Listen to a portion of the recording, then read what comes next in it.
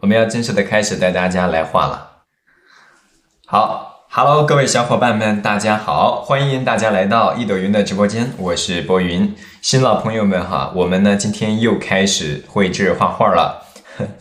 如果还躺着的同学，刚刚说到，赶紧做起广播体操啊，可以呢点点咱们的小红心啊，实不相瞒，靓仔想要一赞，好吧？好了，现在呢就正式的开始我们那个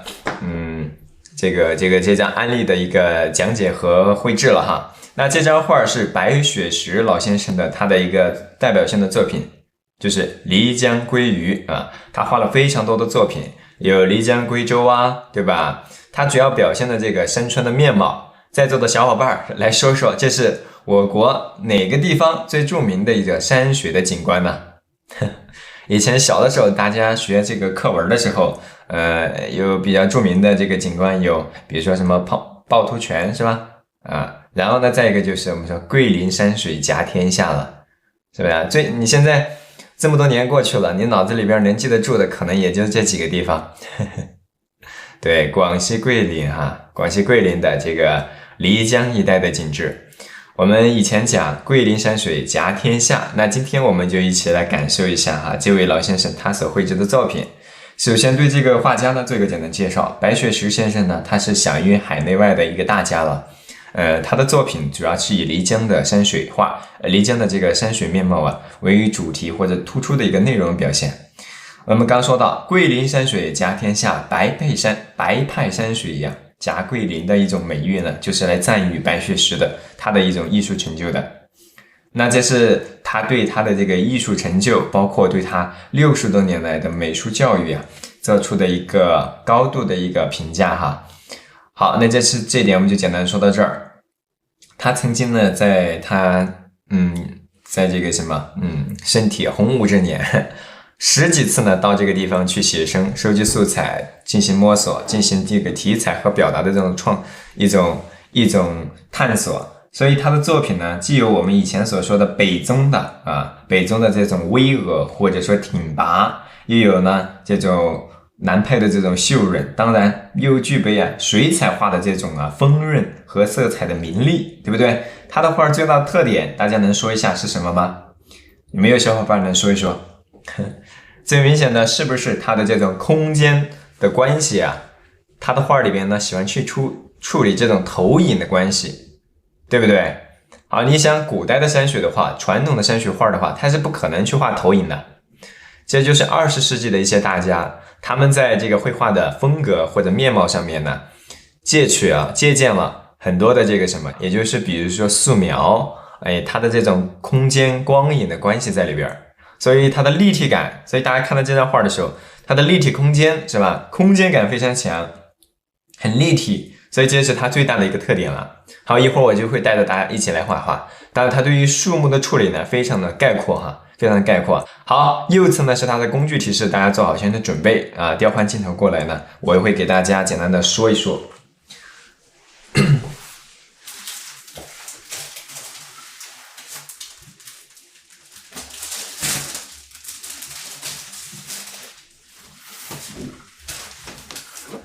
OK， 哎呀，我刚用的纸是黄色的一个卡纸，现在调转镜头。好，能看到我的双手吧？能看到我的双手的话，来敲2个数字5，是不是有点糊着了？好，能看到对不对？好，进入到咱们直播间的小伙伴可以点一下左上角头像加关注，我们回头的直播信息以及包括我们的高清的案例图，包括工具清单，都会在每次直播前呢提前发送给大家，好不好？老师的口头禅 ，OK， 好了，我们现在需要用到的工具，简单的说一说啊，也就是尖毫毛笔哈。我们说了，尖毫就可以，你有狼毫来用狼毫也行啊，不建议用羊毫。这个一支大号的提斗，肯定大概率就是用来这个染色啊，或者画这种大的这种概括的地方的哈。然后用一支小的呢，这个尖毫是用来，这个是尖毫哈，这个是尖毫。这个尖毫是用来主要画墨稿，是吧？勾皴擦点染的，是不是？好，一会儿所以用一支偏小号一点，因为这个画幅尺幅比较小啊，用小号一点的这个尖毫一起来勾勒。然后有一只小号的狼毫，小红毛，我们经常讲的，用来去这个什么，在这个纸张的右下角，包括岩石的边角，它不是有一些小树嘛，还有一些叶片，我们就用这样的笔来画就行。当然，我们也可以用一些不同的尺寸的这个型号的笔都是可以的，只要有一定的这个笔锋，至少有一定的毛，对不对？好，我就简单的说到这儿哈。然后其他的工具我就不介绍了，颜料我们用到的时候呢，再给大家说啊。我左侧有个工具清单，有需要的小伙伴可以截一下哈。我把这个图好，有需要的小伙伴呢可以截一下左侧的这个图，左下角有一个工具清单啊。刚进入直播间的小伙伴可以看一看啊。好，现在拿出咱们的这个尖毫的小号的毛笔，我们要动手喽。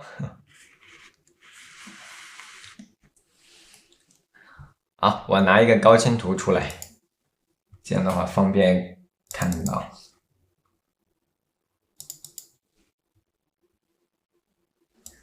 OK，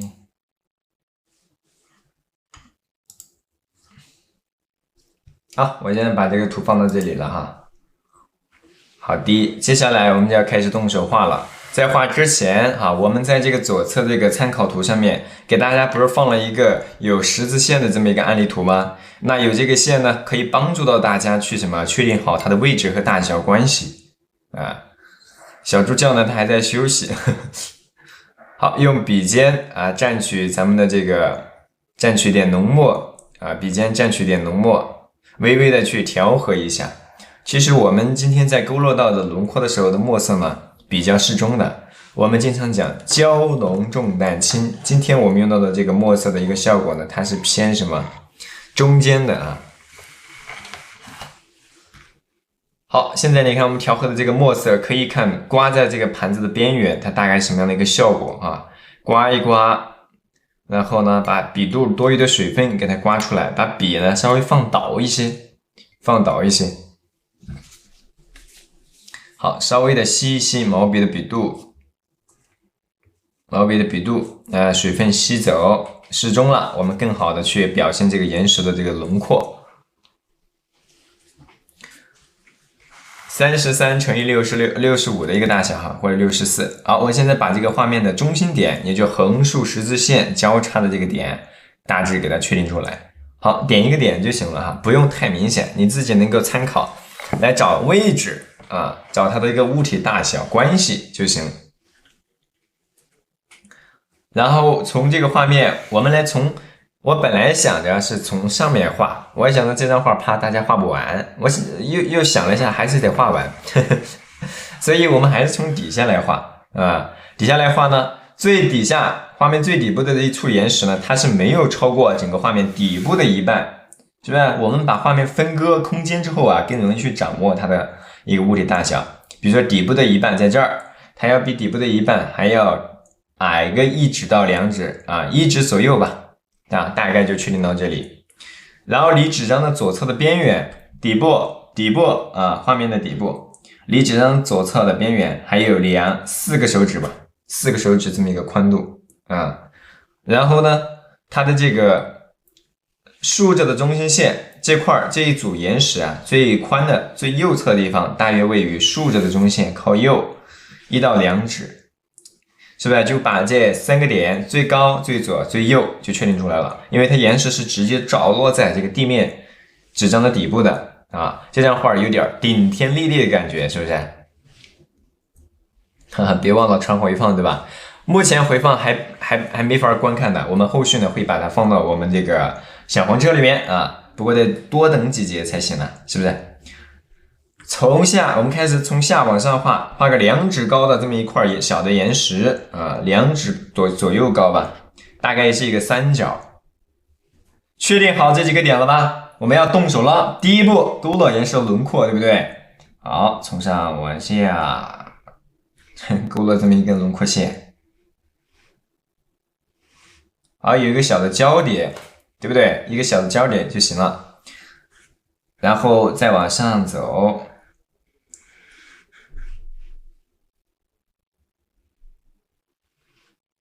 这是我们画的第一块第一块小的岩石啊，它们之间的这种交叠的关系呢，我们可以稍微的把握一下。有上下的这种遮挡，通过线条体现出它的空间。好，这是这里给它画出来之后啊，一会儿我们还可以根据它的这种轮廓交叠关系啊，再来丰富它里边的一些遮挡。大约也就是我拿个颜料管，你可以参考哈，可以参考。大概3、4个手指左右。你的手指粗一点就粗一点，你的手指细一点就细一点啊。你说我们山水画是不是它造型是非常容易的？为什么？你只要画的它是块石头，你方一点圆点都无所谓，是吧？那尽可能呢把它的这种我们本次案例的这种气质呢表现出来就行，对吧？你去画个人，你那一笔错了，你这个人都可能不对，是不是？山水是很灵活的啊，不拘泥于这种造型。好，我们就说到这里啊，然后接下来我们继续这块岩石最高的地方啊，我们刚确定了大概在这里，这大致在这里。然后在画的时候，它是最高是离竖着的中心线靠左2到3指这么一个间距啊，2到3指，最高的点是吧？大概也就是位于整个画面，我们刚说过哈，一半底部一半就是整个画面这一半，再靠下1指啊。好，这是通过我的这种方式带大家一起去观察和把握物体的这种位置和大小。你这样多画一画之后，你自己去观察，能够通过这种方式去观察和比较了，你自己也可以把它画出来的啊，理解了？好，从上往下。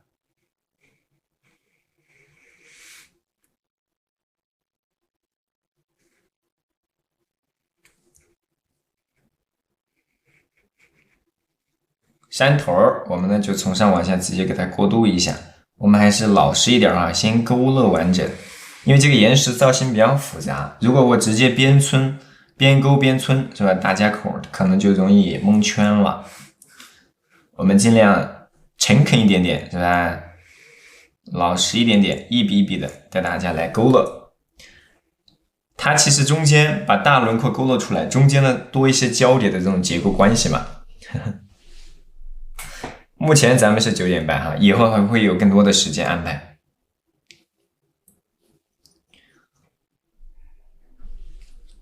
好，然后呢，再从上往下，比如说从它这个上方往下走的时候，我们还要给它多加一点点交叠的结构。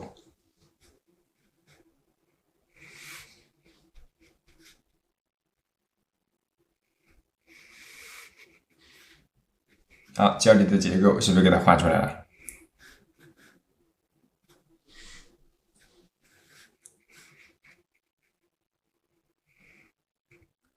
都是相互遮挡的嘛。好，一般在转折的地方，我们可以稍微让它粗一点点，就是线条啊，粗一点点啊。这个你可以根据自己的画面灵活一点的去处理啊，灵活一点的去处理。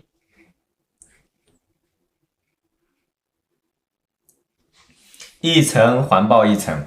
如果你觉得这个细节或者造型呢太过于繁琐，我们刚刚说到哈，你可以根据自己的画面或者你自己想要表达的这个效果啊，灵活一点点，取舍一些啊，取舍一些。我们所谓叫意林，你们知道它还有个含义是什么吗？所谓意林，就是说你可以画的不那么像啊，可以画的不那么像，懂了不？啊，然后再往下面走。然后给它接到下面这块石头上了哈，那下面还有这么大的空间，不可能让它直接留白，对不对？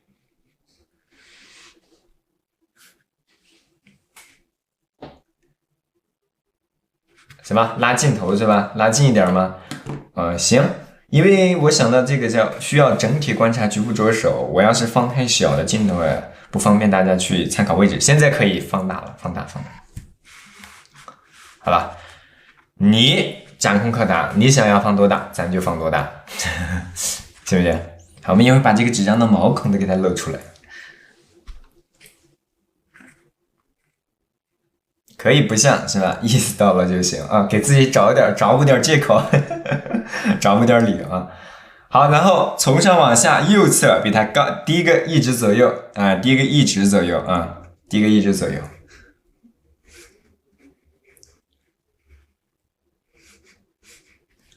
因为我们平常比如说在这个直播的时候呢，处理的画面呢还不够，还肯定不够精细。当然对于跟播的小伙伴来讲，是吧？不一定那么好，那么快照顾的过来，所以我们在画的时候呢，肯定适当的有一定的取舍，这都很正常。画的像固然好，对吧？画的不像也不代表说它就一定有问题。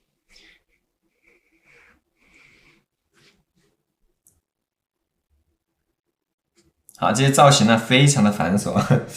好，然后我们从右侧给它勾勒完整。再就是我们底部这簇岩石，哎，老师这是个什么？是吧？好，我现在要开始让它形象呢自然一点，看起来像个我们平常看到的东西一样。因为漓江一带的这种山川面貌啊，和我们其他的这种山石啊面貌还是有比较明显的这种特点，明显的这种区别的，应该说是啊，因为它这种交叠的穿插的破碎的岩石的表面呢比较多。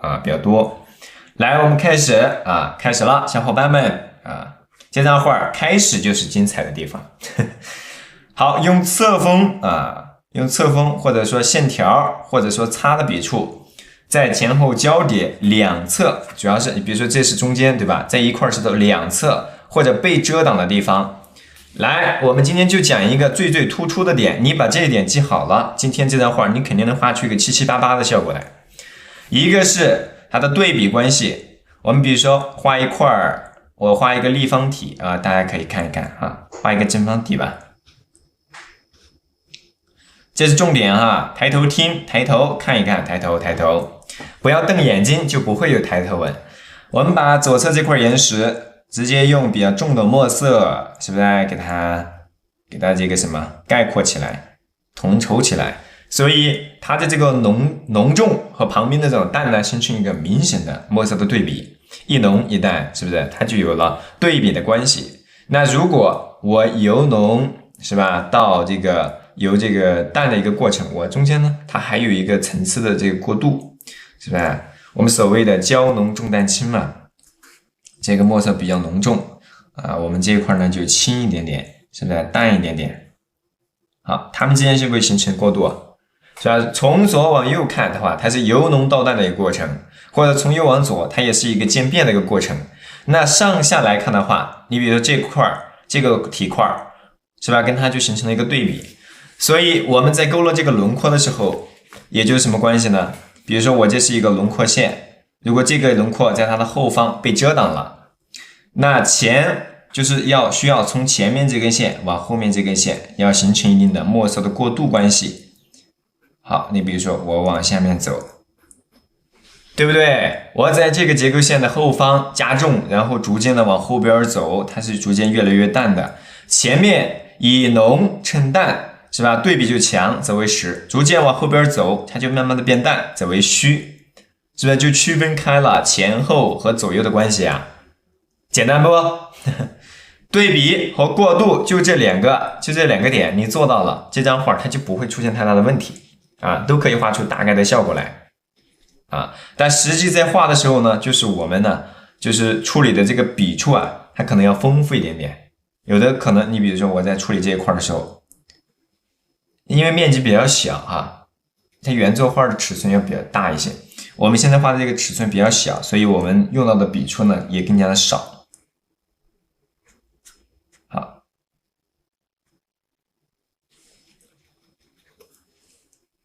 左右两侧，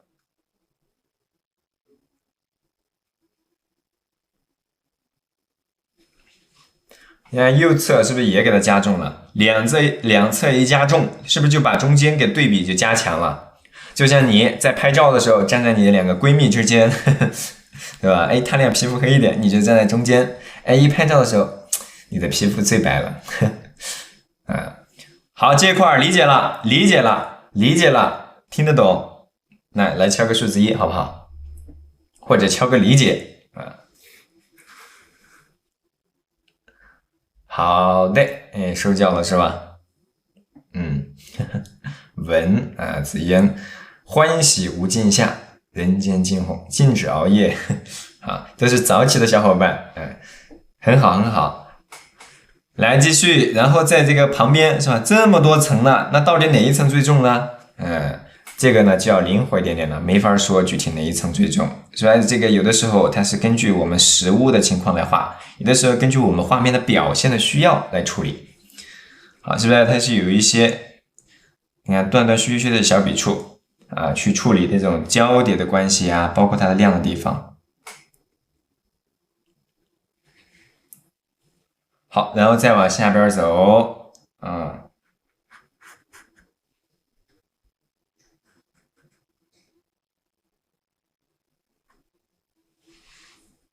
在这个上方是吧？我们也给它带一点笔触。其实这些笔触的方向，它也基本上是跟着这些结构线。你比如说我这样角度去画的，是不是有这样横向的结构线？它如果有竖着的，它是不是有竖着的结构线？所以你在画的时候呢，基本上保持有一定的这种方向性的统一就行。就是要有一个整体的行笔的方向，又要有一些呢角度的稍微的变化在里边，这样的岩石看起来就丰富一点点啊。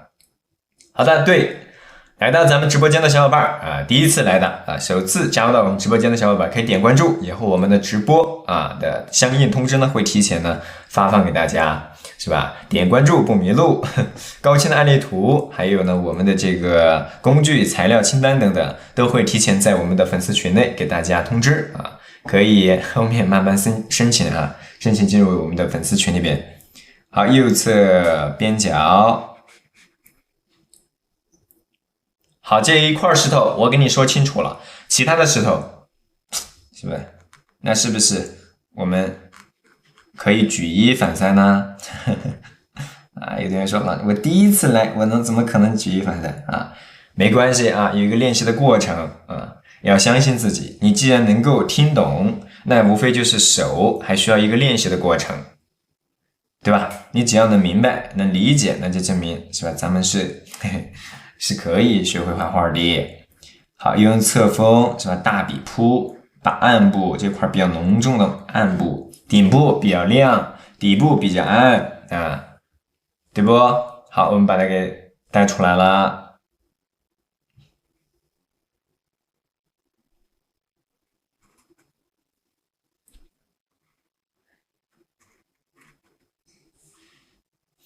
好，在底部我们呢给它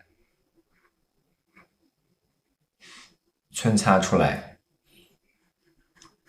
好，越往下面走，就是这种暗部走，我们在皴的时候这种笔触感就更加的不明显了。你们发现没有？我们这张画好像没有需要你去特别去突出的去塑造某个点抖音说你手速太快，抖音你看看我们的小伙伴这么热情，怎么可以限制他们的手速吗？他还需要做广播体操呢。有见过这么轻的咱们的小伙伴吗？直播间的小伙伴吗？好，暗一点的地方底部暗一点的地方，我们就是让它留白的点呢不要太明显，好吧？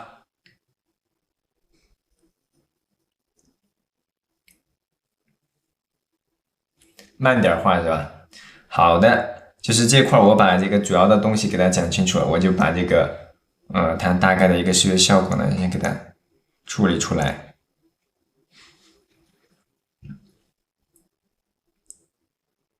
这里呢它是一个转折棱角需要给它带一些。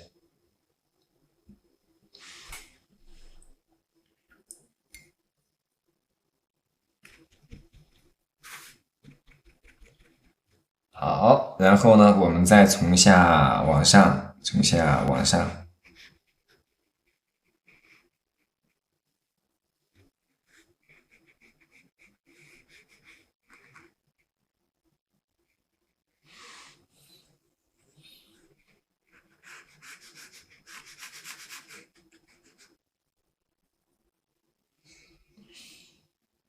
底部的留白是越来越少的岩石上半部分呢，它的留白多一些我们还是要把底部统筹到这种相对重一点的这个墨色当中啊，否则显得杂乱。我们现在可以推远一点点了啊，可以推远一点点了。我们不能只局限到局部，容易只看局部，容易就让人画的画面呢不够整体了，是吧？好，进入咱们一朵云直播间的小伙伴可以点左上角头像哦，加关注不迷路，点亮粉丝灯牌啊。好，我们呢接下来从下往上，稍微的去皴擦一下，把这下边这块小石头也是，现在在底部呢种一些，往上呢有一些稍微的清晰一点皴擦的一些小笔触在里边，然后我们再往下边走，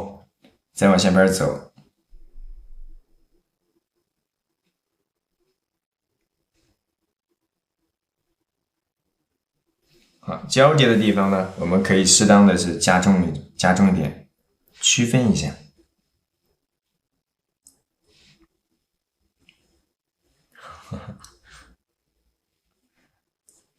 怕发热是吧？这是我们画第一块岩石哈，这一块岩石只要塑造出来，其实后面的在塑造的时候基本上都是一样的这种方式了，这两大组岩石，你看我们还是做了很明显的墨色的区分的啊。好，给它擦一擦，你看一支破了风的笔，它塑造出来这一块大的岩石。啊，下面这块岩石我们都留白的可以跟它再少一些。好了，这块如果跟上画出来的小伙伴来敲个666，鼓励一下自己。接下来啊，咱们还有一大家伙事儿要干啊！这是近景的小的石块，以后你们自己去的这些地方，对吧？同样可以去这个就技法，当我们自己技法这个相对稳定是吧？成熟之后，也可以去尝试写生是吧？也说不定我们哪天就在某一处公园或者某一处美景的地方偶遇了呢？好的，满屏的666哈，很好，很棒，优秀。来，我们再往右侧走，没画也觉得自己666，奔跑的牛。哎，你这点感受是非常好的啊，就是这样子的。我们要的就是这种放得开，自己呢就是这个不要有太多的顾虑的状态，是吧？敢于下笔，你就是最靓的仔。好，从右侧走，大约在这个岩石一半的高度的地方，右侧哈，我们再来交叠一些小的结构。那这些结构呢，就不用特别清晰了。好，然后从上大概再交叠一些小的石块下来。这个山头啊，它没有特别清晰的结构，不用画太宽哈，没有特别清晰的结构。然后它的整个墨色，它就是比较重的，它要很明显的对比，要很明显的跟左右啊区分开，是吧？就像夏天给你们晒黑了的胳膊，然后把这个袖子撸开，跟这个形成的对比一样。老师每周啥时候见直播啊？咱们这个简介上面有，基本是每天上午9点半。目前反正是暂定这样的，后边呢我们也会有一些其他时间段的这个直播啊，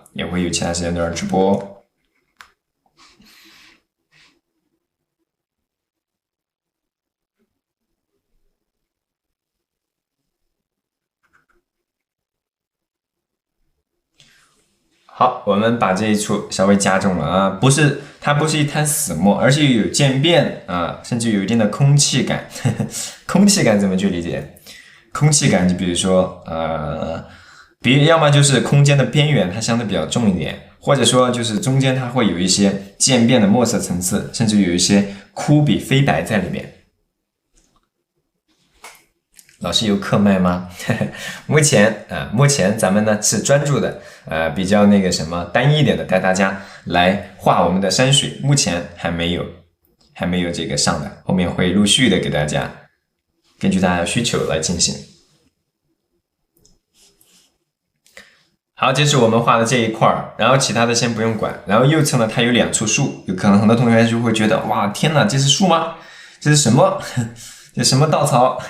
像不像你早上起来是吧？或者晚上洗完头之后没有吹干，第二天早上起来这个头发的样子，蓬头垢面，甚至于3天不洗头啊，是不是就像这样的一棵树一样？好，从下往上，这棵树呢比这一处岩石呢高一丢丢啊，高一丢丢。啊，我们可以，这是2棵像竹子嘛，有点像那种水边的，它一般这种江河湖畔周边的容易有一些水竹之类的啊，比喻独特是吧？贴近生活，你可能更能理解一点点。艺术来源于生活。传说还高于生活啊！我们先不说高不高于，我们先把自己的生活联系起来。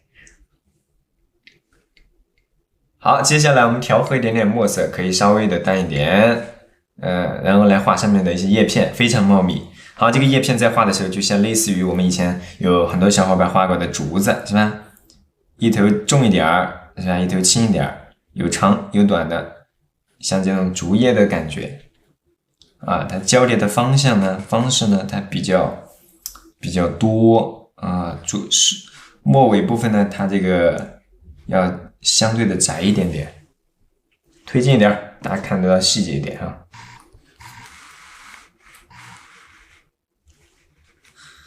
好，然后呢，再往下边走，我们可以给它稍微的过渡，哎，这个交叠。边缘不要画的都一样长一样短啦，或者说不要画的都特别整齐了。我们再往下边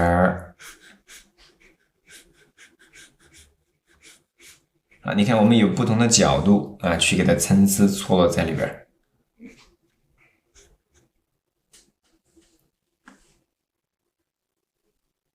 轻轻划平。白天不带助教，白天带什么助教？我今天就是在什么，很多小伙伴是吧？这个点进入直播间的小伙伴，是吧？都是可以带大家一起划水的。你划水还需要带助教吗？是不是？摸鱼。好，然后我们再往右边走。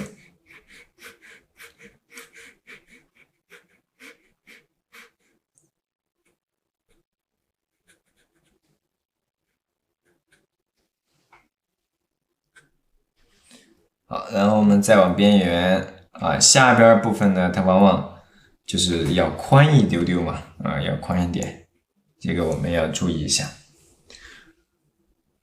这叶片你看就是实起虚收，就是一头粗一头细，当然有一些不同的角度，就是大致的角度是往上炸开，就像你的头发炸开是吧？洗完之后没吹干的时候的样子，或者你早上起来的样子，炸开的啊。然后呢，它还是有一个整体的方向，然后会有一些角度的错落，整体是往上的，是吧？哎，左右上方这样炸开。然后呢，比如说你的手指还不一定完全朝一个方向的，还交叠啊，交叠。好，然后我们接下来再往下边走啊，再往下边走。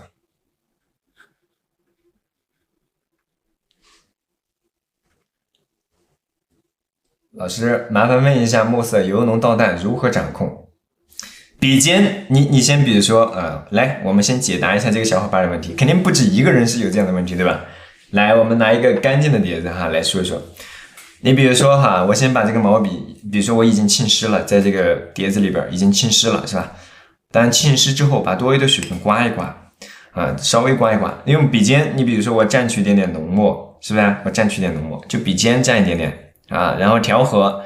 如果你是大盘子，你家有这种，你中午吃饭的时候那种炒菜用的那种大盘子，对不对？来一个，那最好了，对吧？平一点的，从前往后这样摇摆的调，是吧？它就会形成由浓到淡的渐变啊。然后这个调出来了之后，我再拿试笔的纸吸毛笔笔肚，水分控制好，是吧？我要用浓的，我就蘸浓的用，是吧？我要用淡的，我就蘸淡的。这是调和墨色的时候你需要用到的方法。那实际你在画的时候呢，是吧？你稍微自己这个画的多一点，经验多一点了之后，你就不需要这么去调啊。你稍微在这个碟子里拌两下，就拌凉菜的时候呢拌两下，哎，然后呢吸一吸。你边画在纸上，从开始的墨色浓重，水分湿润，然后逐渐画的墨色越来越淡，水分越来越干，它就会自然而然形成这种渐变。这种效果呢，还不就更好吗？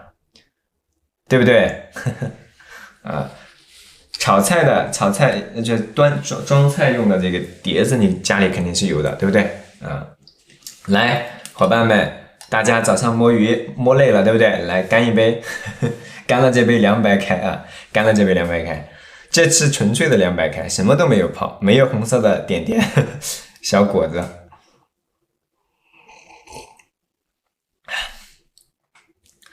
当然，大家记住了，不要喝这个隔夜的凉白开。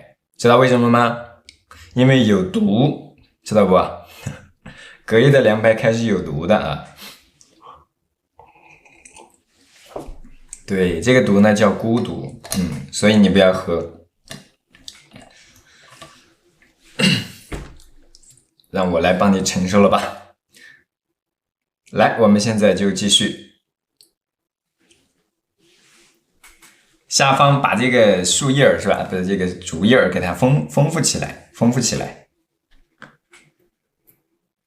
然后左边，好，它比如说有一些不同的角度的，滋拉开的，对不对？我们都是可以的，给它加一加。来画左边的这个，像用新笔的呢，我也平常这样画的方向比较少，像这样新笔。好，中间是吧？我们还是要给它稍微的点一点，不让它空起来。一本正经的胡说八道，瞎说，怎么可能是胡说八道呢？这不是为了大家的身心健康嘛，对不对？吓到你了是吧？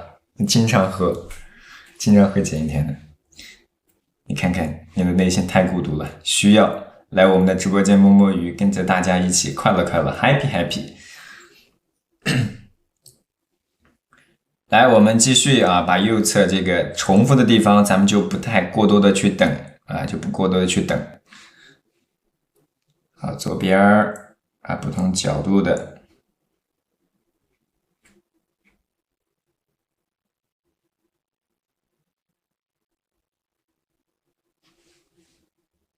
好，来退圆啊，大致效果看到了。对，摸摸鱼，上班时间摸摸鱼，那是多么多么幸福的一件事，对吧？很多小伙伴呢告诉我说啊，老师，我摸鱼都没法摸，是吧？羡慕你们，没有关系啊，以后我们都会根据大家的需要，哎，把这个回放呢给大家。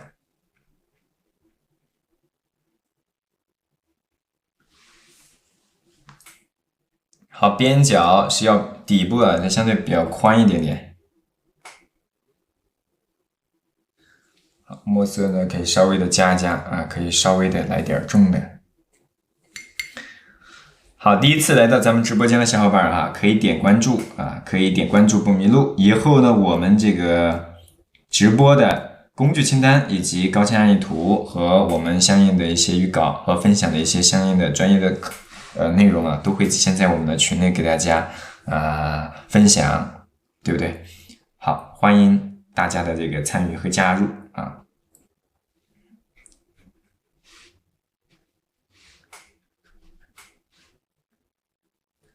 你看我们越往下边画的时候，有些地方它不需要太明显的地方，我们都可以处理的更加的灵活。好，这个时候，哎，老师你不注意这个疏灭关系了吗？因为最后它要染一染，它不是突出的一个存在，都好说。哎，一会儿有同学画出来这一簇，我肯定会知道，那真的是比自己早上那头发都还乱。说的是不是你啊？你自己想一想，可以看一看。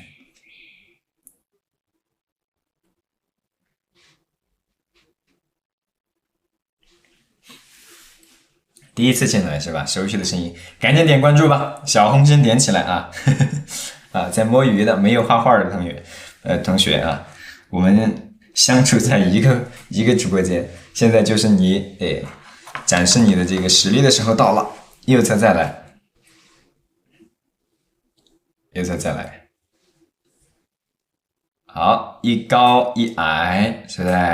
一高一矮。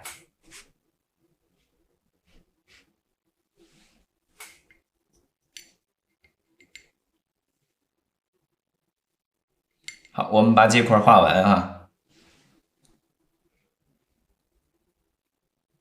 这块我们当成一个重点去给它体现，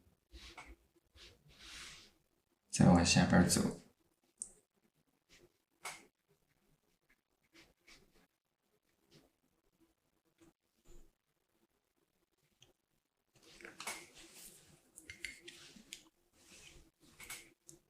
好，左边再来。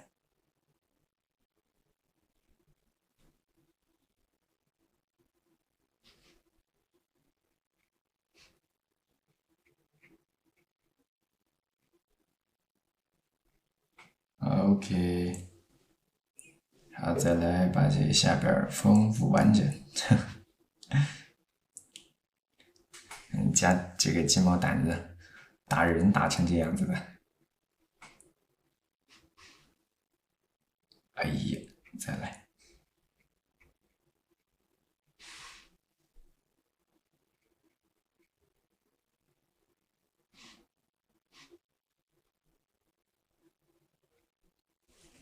好吧，这是我们画的这最底部的这2棵树，然后我们一会儿呢干一丢丢，我们再来加一点墨在上面啊，下面还有很多的小树，我们都不着急，可以稍微来点胎点，把这个岩石呢点缀一下，让它松动一些，松动一些。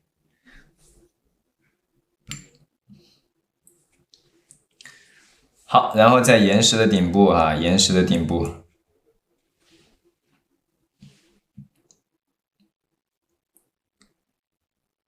转折和前后交叠的地方，适当的加上一点胎点啊，这个胎点是比较小的，墨色呢相对跳跃，但是不会特别的多，这个大家稍微留意一下啊，这样增强一点点它的对比关系。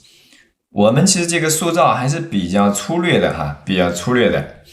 我们如果说比如说静下来啊，去研习画那种比如说古画啊、宋画，还有元代的作品的话。那我们就需要更长的时间。我们也期待就是说一次直播呢，带大家画出一张比较完整的作品啊。以后我们也可以给大家画一些比较更大一点的，需要一些更长时间的磨制的这个作品啊。当然，我们主要以偏直观的为主。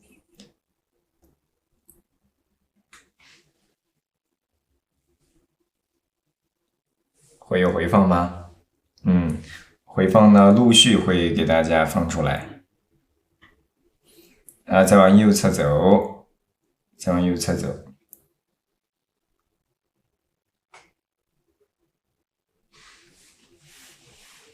好，在右侧转折偏顶部的位置，稍微的点一点。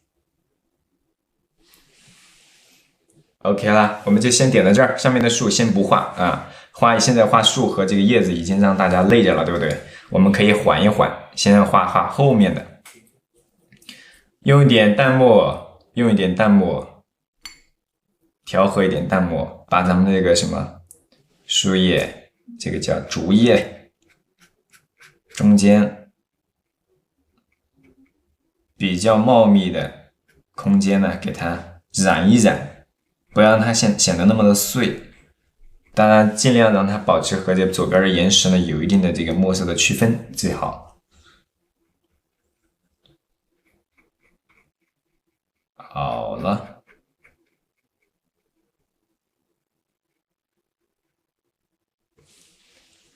好了，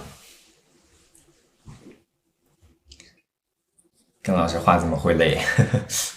跟刚开始跟的可能会有一定的困难的地方。好，这块我们就先画到这儿。接下来我们要开始画右侧了哈。上面还有很多的小船，我们今天都会取舍掉一点。虽然叫鲑鱼图，对不对？我们呢还是会取舍一些。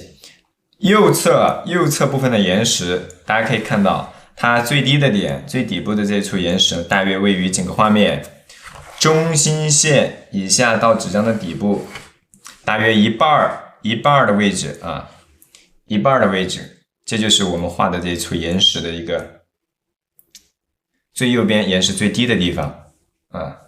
好，然后它最高的点呢，大约就是3个手指左右的一个高度啊。然后它离最左边就是这个岩石最底部这块岩石，最高最低，那最左在哪儿？也大概位于整个纸张竖着的中心线靠右的这一半的一半啊，大概到这里就行了。这么去比较，是不是就更加的熟悉，更容易把控一点点？好，你自己在画的时候也需要这样去观察啊。有的同学说我刚开始观察不准，那你也要通过这种方式去训练。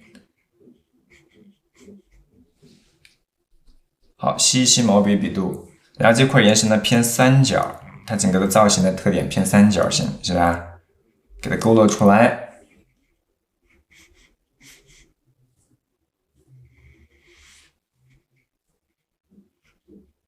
从上往下稍微的抻擦一下。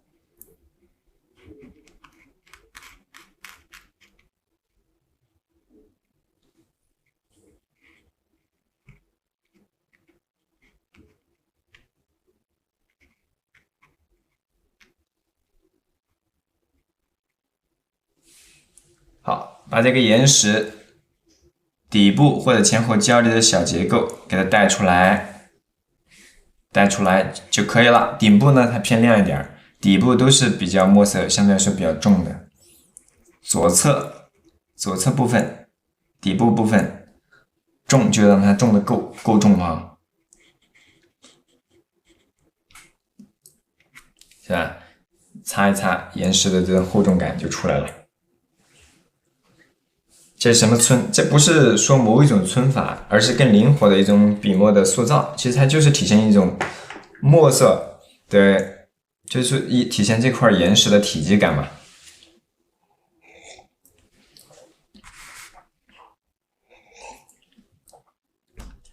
好，接下来我们继续啊，一块岩石，前面一块岩石给大家说明白，对吧？找到一个定位的点，我们可以说，哎，以小见大，以这块小的岩石来参考，我们找到其他物体的一个位置和大小。好，当然也可以送人气票，感谢啊！好，然后在我们横着的中心线的这个位置呢，把这个中间转折这一簇中间转折这一簇，先给它点出来，哎，勾勒出来，转折的地方。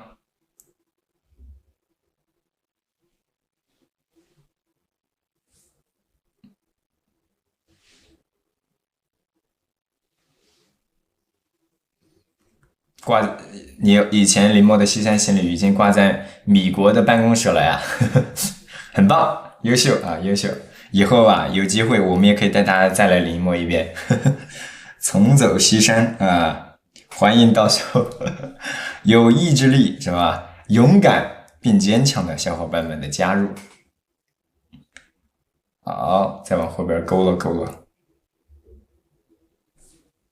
当然，这个岩石这个结构啊，你可以自己适当的取舍一下。我也不完完全全按照它这个来。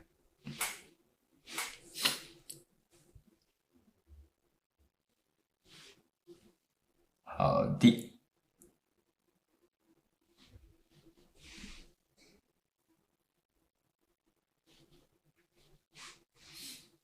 是吧？画一次西山行旅，它是需要一次勇气的。有人会说画吐了，是吧？那不能，是吧？那必须得咽回去。这太不文明了。画西山行旅得了密集恐惧症啊，那就根据自己的实际情况来啊。如果确实很难以接受的小伙伴呢，就要稍微的注意一下了。好，然后在左边，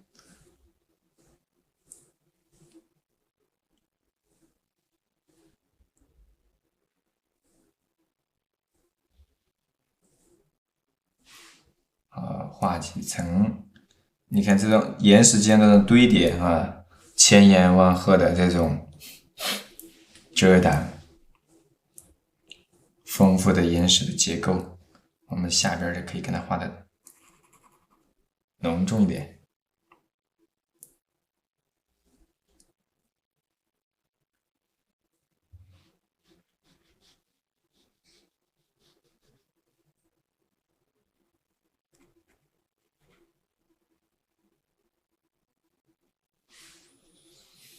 好，从下往上，是不是依然是我们先把这种墨色的关系对比关系给它拉开。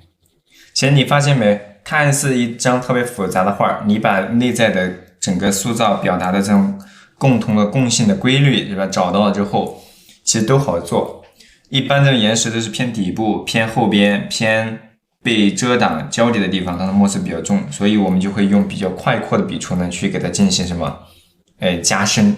加深，把暗部先加深之后，亮部你稍微留一点点这个，有一点点小笔触，是吧？它就够了。好，当然最后的画面效果也肯定需要大家耐心的等候，耐心的等候。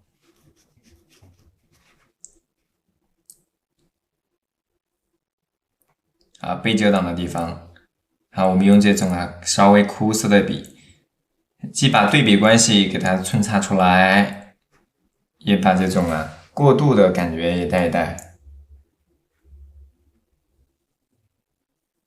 画小画或局部临摹最好，当然小画怡情，大画伤身。画画的话，我们很多小伙伴也比较喜欢画画啊，当然也要劳逸结合，劳逸结合过犹不及，你做什么都这样，你要是吧太用力，也会挺累的。好，这是它的偏亮部的地方。偏亮部我们皴擦的墨色比较淡，对不对？其实就是有一些笔痕，体现这种岩石这种苍茫而且丰富的这种质感丰富的质感。当然对比我们要给它拉开该重的地方重下去，重的地方是重下去了，能把层次做到哪个程度，对不对？这就是需要我们一定的练习和技法的这个沉淀了。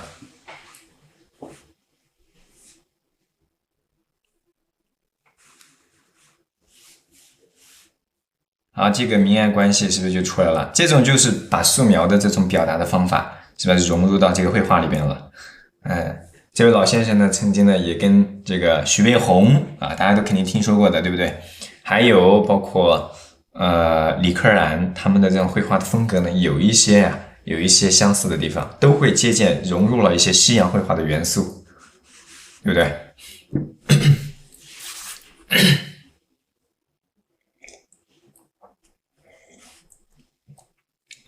好，这块岩石画出来了没有？这块画的比较重，越往后面走它就要淡了，好，稍微的我们加一点点墨，你看需要浓重我们就加墨，需要淡的我们就加水需要浓我们就加墨，需要淡就加水。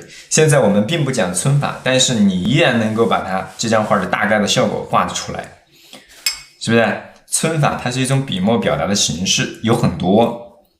来，我们从整个纸张上方往下，大约多少？拿个颜料管，你对比一下。纸张右侧的边角从上往下大约一个颜料管，多一点点吧，一个颜料管多1指左右的距离。从上往下，我们来开始勾勒，最上方这右侧这块岩石。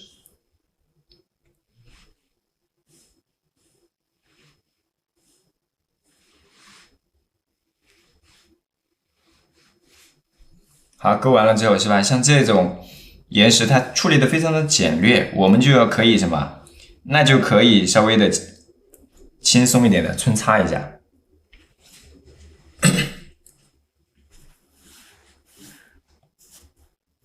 恩人日语小剧场说，所以西山闲驴到底在哪儿？历代都要画它，也不是说历代，而是它是一个高峰，一个可以说是这个那个时代的一个经典。画的就是我们说关陕一带的景象关陕一带的景象。就是关中陕西一带嘛。好，然后我们再来再来。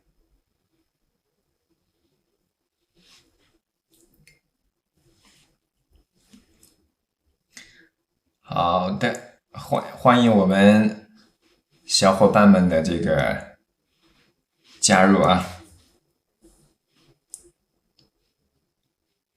好，前方要加一些细小的一些结构了。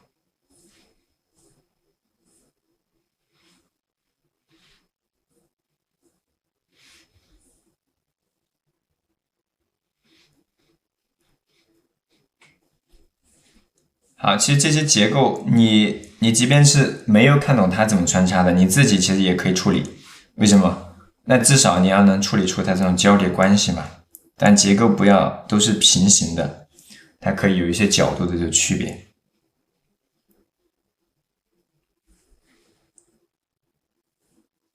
迟到了是吧？不用站在门后边听啊，听到，记住了啊，不用站在门后边，直接跟着画就行啊。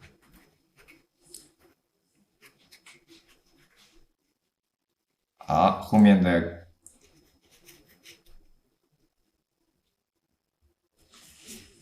简略一点点。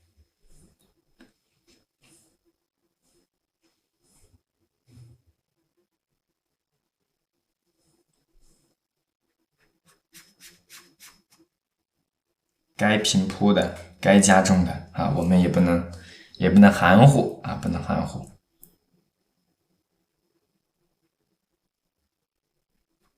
大的模块之间的这种区别，就很容易把空间给它拉开。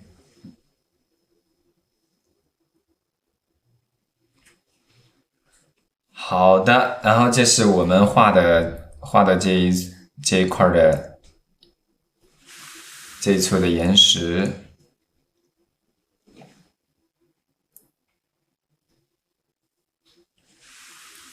大家跟上了吗？好，如果跟上了，可以敲个数字1，敲个数字1。好，这个画面我们的一半，就画完了，画面的一半就画完了。我说怎么那么熟悉呢？啊，原来都是老朋友是吧，九哥？好，跟上了，敲个1啊。春雨说眼睛跟上了，眼睛能跟上也是好的啊。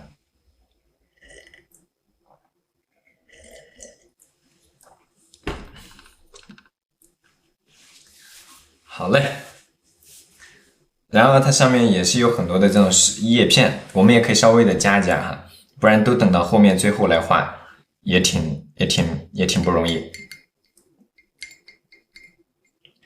我用的是生宣的卡纸啊，半生的话，半生的就不太好画，就画这种画的话，用半生的话，它效果就不太好。然后我们呢，稍微的在它边角，大概横着中心线是吧？这个转折的位置呢，用这种介字点，小一点的介字点，推进，放大，好，能看到吧？能看到吧啊？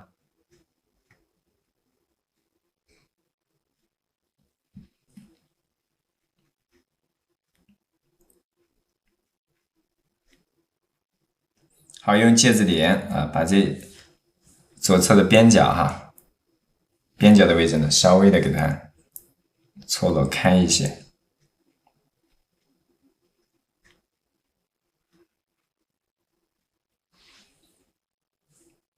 好，用一些介字点的方式。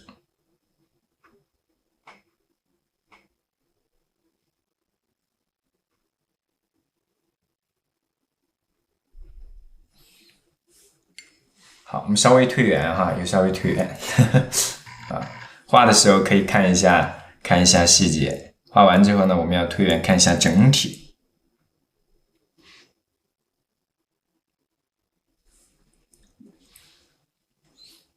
然后底部这一块呢，它们可以稍微的上下串联一下，连接的更紧密一些。好，感谢大家伙儿赠送的粉丝灯牌，啊，也感谢大家不辞辛苦是吧，劳心劳力的正在上班当中还要摸鱼来点赞的啊，感谢大家伙啊！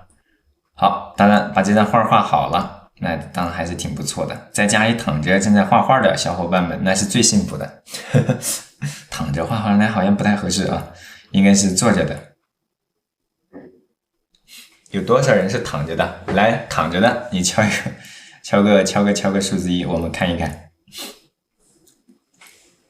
放大化是吧？行。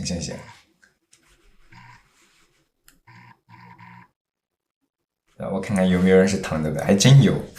长乐诸位一样，凌波微步，还有降龙18掌，这么多啊！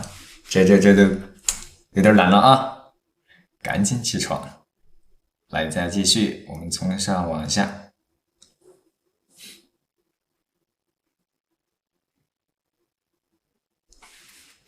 好，我们再往上走。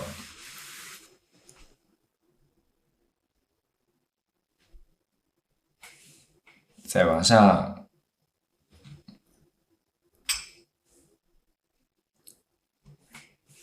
躺着的也不能承认。好，没关系，反正我们也看不到，我们只是看看大家的状态在干嘛。来，在上班的小伙伴们，来敲个数字6，这是最辛苦的一波，正在摸鱼的一波。一般一边看直播，一边呢正在上班。我看看，欢喜无惊吓，余力，哎呦，好像还挺多的。清水散人木兰，不容易啊，不容易。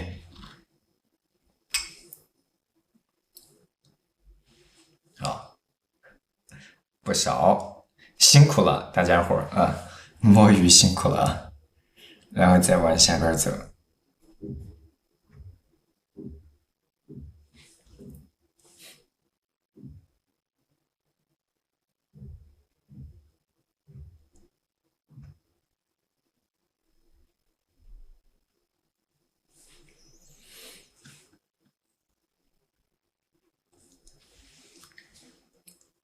每人200赞飘起来。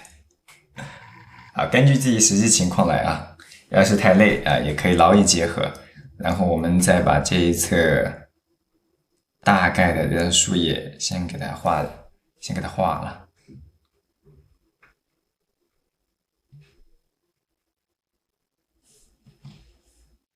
是漓江山水，这就是传说中桂林山水甲天下的一种山水画的表达的方式啊，山水画的表达方式。有没有住在这儿的同学，或者有没有去过这儿的同学，去过实景的？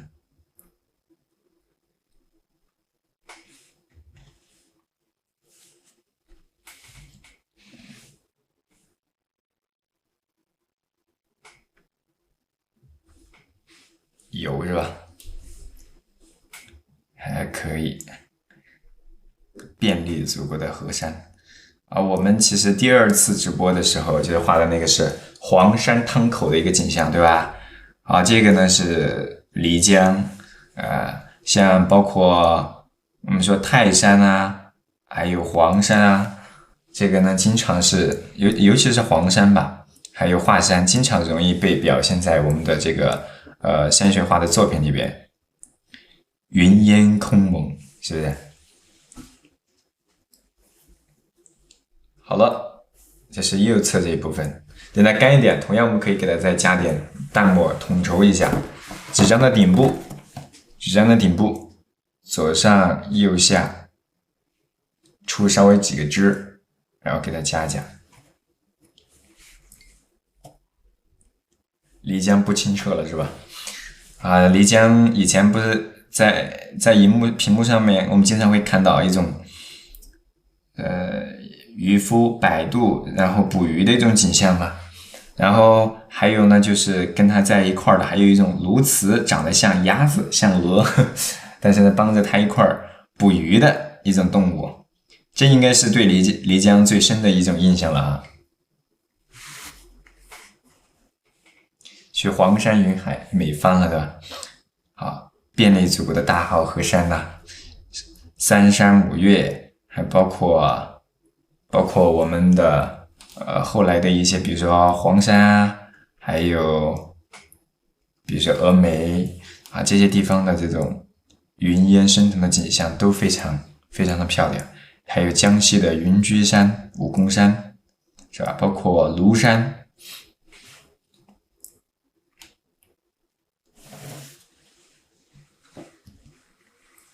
好了，这是右侧部分，我们今天先画到这儿，然后稍微的点上一点苔点，稍微点上一点苔点。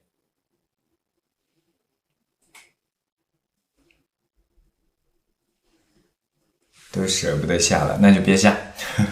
好，用比较浓重的苔点啊，点在我们岩石的这个顶部。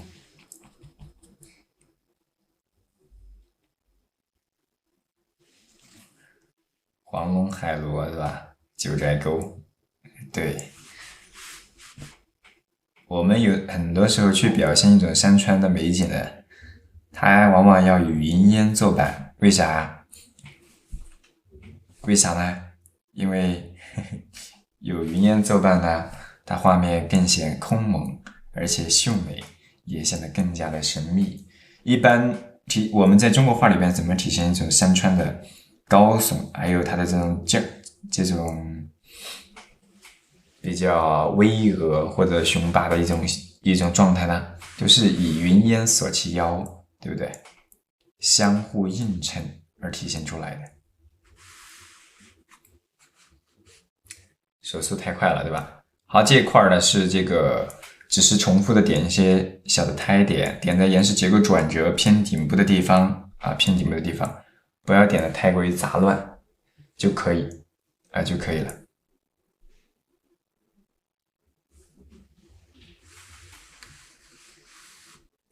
这样林木的样画有链接吗？在咱们的群内，在我们的粉丝群内已经分享出来了，可以申请加入，可以点住关注。各位小伙伴们，第一次进入到咱们直播间的小伙伴们可以点关注，然后加入到咱们的粉丝群，可以给大家每次呢提前分享我们直播的这个公告以及相应的工具清单，还有我们的高清案例图，好不好？以后如果画的比较复杂，有必要的话，也可以给大家做一些步骤图。好，我们先画到这儿，这块呢就画到这里了，跟上了吗？跟上啊，眼睛跟上，包括眼睛跟上的哈，来敲个1吧。我们看一看啊，好，突出对比一下，然后呢，我们要用一点点淡墨把它的这个投影，是吧？记住了，影子它是没有这个实物重的，用透一点的墨，淡一点的墨，用大号的这个尖好提篓，看好喽。我们把它这个投影给它画出来哈，不一块来加投影了，因为一块加一会儿画它不容易干。好，根据来，从上往下用这种淡墨平铺就可以了。画面最底部这个小渔船咱们就不画了，好吧？因为画面上面呢有。投影呢是一个大概的一个三角的形态，因为这个岩石也是大几个三角嘛，这样的话就有了一种投影的关系。我们一会儿把远处的画完，它就更加的形象了。倒影也是有灵魂的，大笔铺，当然你在画的时候可能有水痕在上面，对吧？这都很正常，对吧？水流的痕迹在上面都很正常。那再一个，我们要什么啊？可以从上往下，可以有浓到淡的一种渐变的过程。好不好？倒影也是灵魂，啊，是这张画的一个突出的一个元素。好了，我们左侧画完，开始画右侧。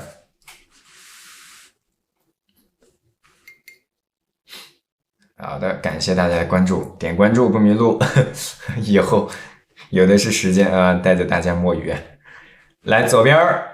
大概在横着的中心线以下，大约我们找3到4个手指吧。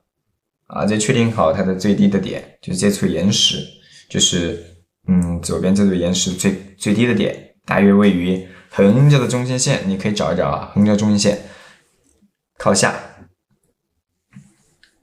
几个手指。咱们一般上午9点半啊。然后，然后，以后我们可能也会挑选一些晚上的时间给大家播。目前都是暂定的上午9点半啊，都以9点半为主。然后横着的中线线以上大约3指左右，3指。好，我们来勾勒这块岩石的造型。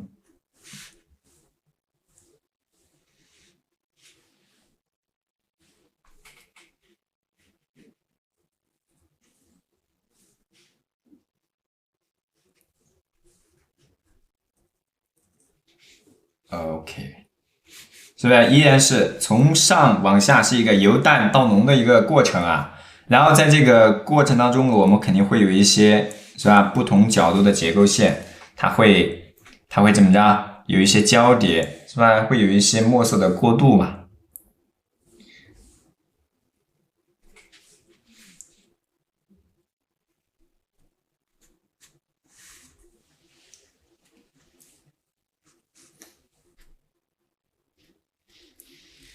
好的，好，这是我们第一块岩石啊，它有几层？1、2、3，是吧？你画个4层，是吧？5层都可以，但是不要每一层呢都一样宽，是吧？有宽有窄的，底部重一些，重一点点。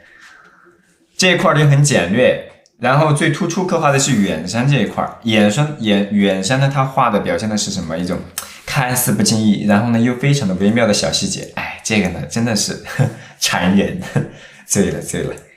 来，我们呢在这个上方大约2到3指，然后上面有很多的一种小的结构，这种小结构就是无非的是相互交流的一些线条相互交流的线条。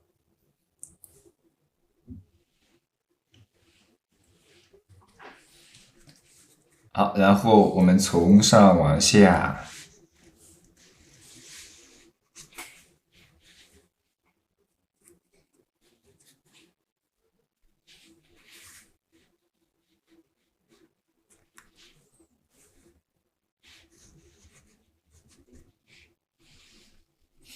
看交叠的地方，它墨色就比较重，是吧？这中间的一些小的细节的结构，我们就不多去区分不多去区分，因为我们有详细有简略的地方，一详一略，是吧？一逐一次，一浓一淡，一虚一实嘛。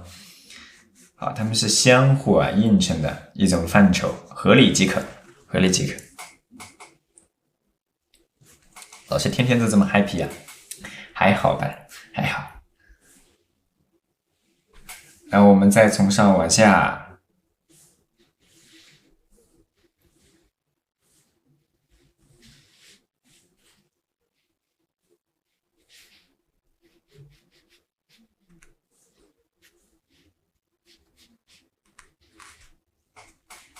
好，然后再往下边来。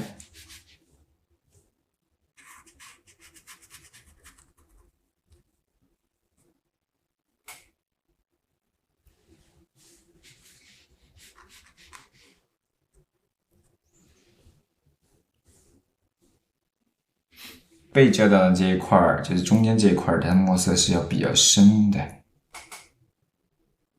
没有干的时候都可以去补充。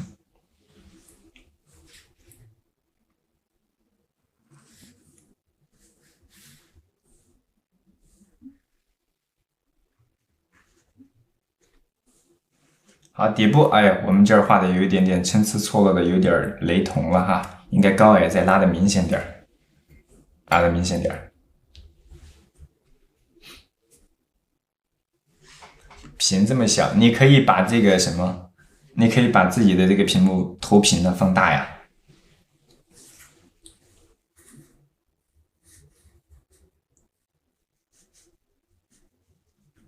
也可以用电脑观看，都是可以的。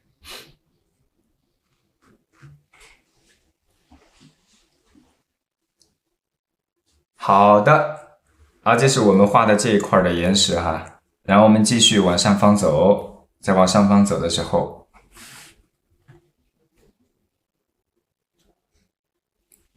细心毛笔的笔度，对不对？然后我们再从上往下。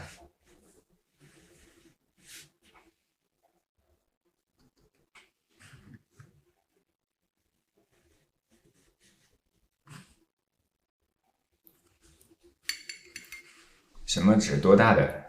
生宣卡纸，就是宣卡吧，就是宣纸贴在这个卡纸上面。这样的话，你想啊，卡纸我在这么多人面前画，它不容易褶吧，是吧？也不容易这个也干得快，这样的话效果会好一些。对，好了，这是我们画的最前方这一撮啊，然后我们再来画远处。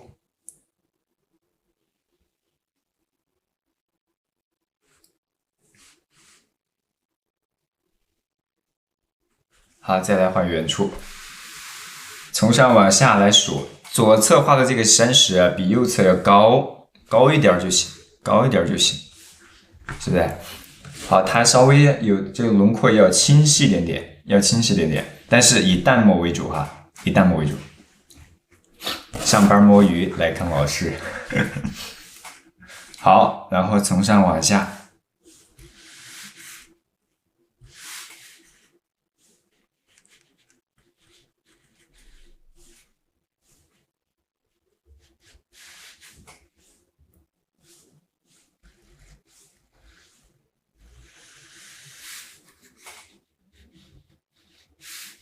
好，把这块给它加出来，中间它会有一些交叠的结构，以淡墨啊，以淡墨为主哦。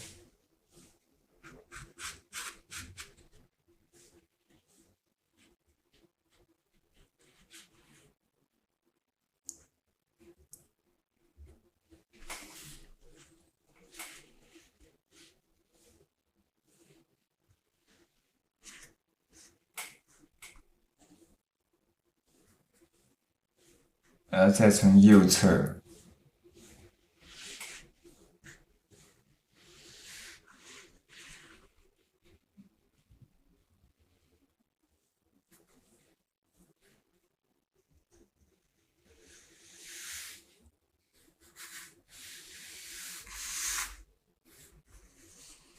比前面这处岩石稍微宽一点点，左上方窄一点，下方啊宽一些，然后又往下面走，结构其实不太清晰，我们自己要给它稍微的加一点，因为它这下面都是比较灰、比较重的墨色。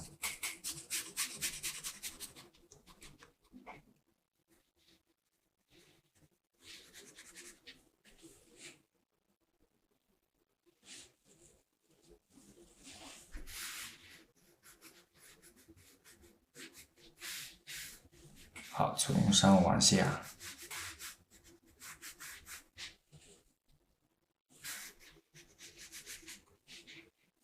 给它衔接下来，就是后面这层岩石的底部和前方这处岩石顶部相互对比的时候，这处岩石的暗部啊，都是要以淡墨给它衔接到一起的。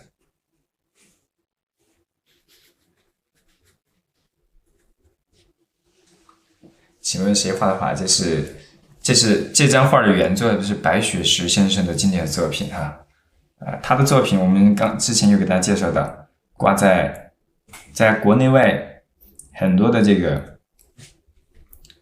个一些大型的礼堂啊，是吧？展厅里面呢都会有他的作品。他曾经也是政协委员啊。好，然后我们就说到这里。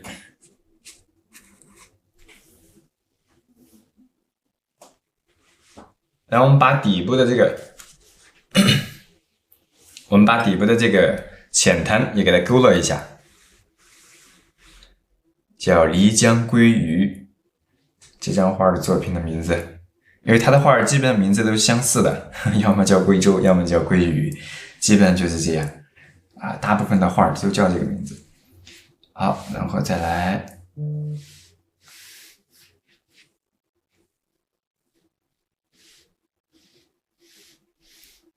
浅滩给它勾勒出来，为什么要勾勒浅滩？因为它这里呢独特的一种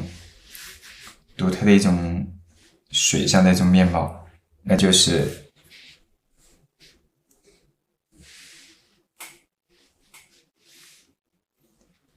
什么？我们这个水上啊，它有一种浅滩或者草坪一样的这种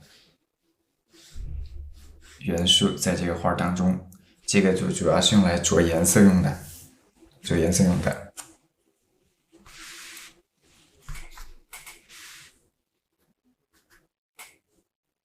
好，然后接下来我们要开始画远处的这个山了啊，最远处那一块。前面这个没有干，我们也先不点太点。我们把最远处这块一块画完了，我们再来给它点丰富都可以的。好，这一块是最经典的地方哈，最精彩的地方，大家要注意看了，从上往下大约2指，甚至有2指半吧。为什么要2指半？因为我们上面还要加点树。我们先把岩石的高度大概就确定到这儿。我们现在画这块岩石呢，也就是竖着的中心线靠左边2指的位置呢，它有一个小的结构，我们给它勾勒出来。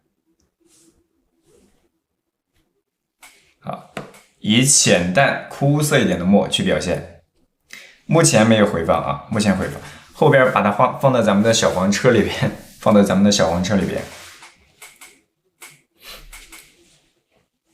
边上班边划水。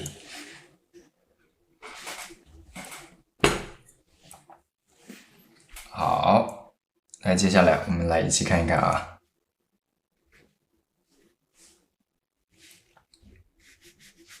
以后我们的直播间就是云端划水的这么一个场所。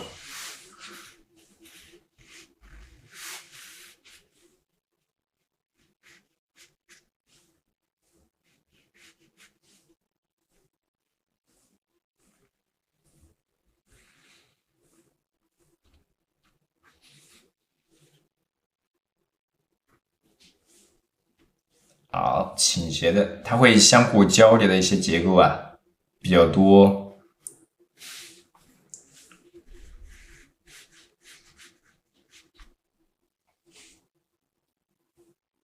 笔锋尽量聚一聚啊，稍微有点散锋了这块儿，因为画久了之后，这个笔它就被皴的揉搓的比较厉害。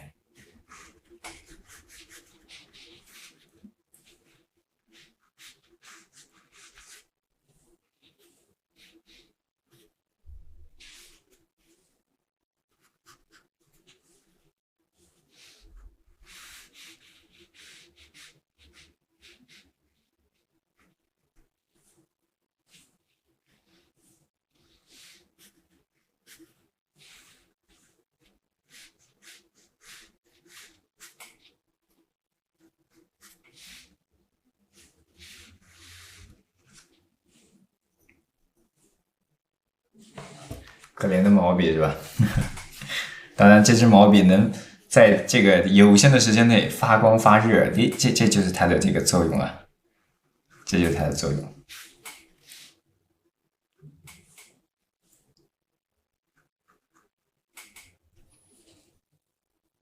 好，后面的就比较浅淡哈，我们刚刚说了，然后再从上往下。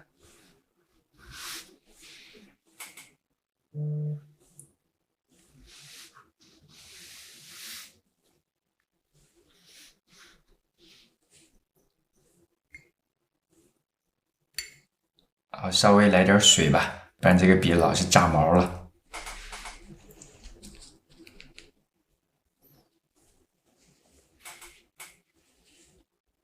水分也要控制一下，不然就像我们之前很多初学的同学一样，哎呀，一水一稀就没法画了，一水一大又晕一大片，是吧？这个就要稍作经验的拿捏啊。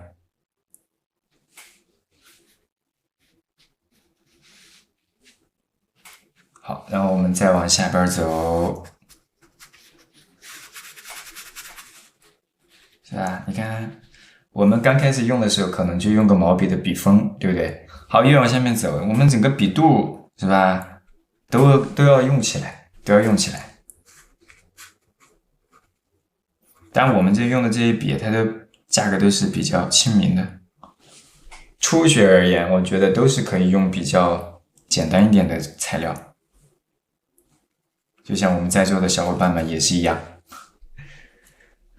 目前没有刻度稿啊，没有刻度稿，我们只是带着大家一起来摸鱼嘛。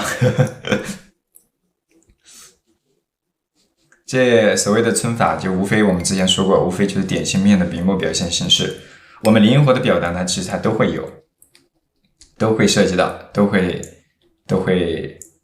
那个什么触及到。目前就是时间，我们基本上是每天都在播，然后休息的时候，我们会提前给大家在群内发通告，群内会发通告，然后包括高清的案例图和步骤图，所以欢迎你来到一朵云云端摸鱼直播间。我们画画，严肃一点，我们是画画的啊。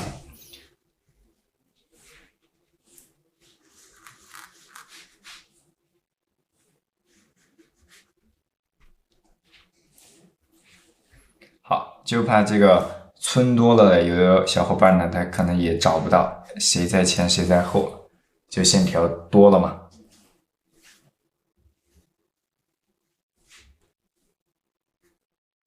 好，然后我们再把右侧。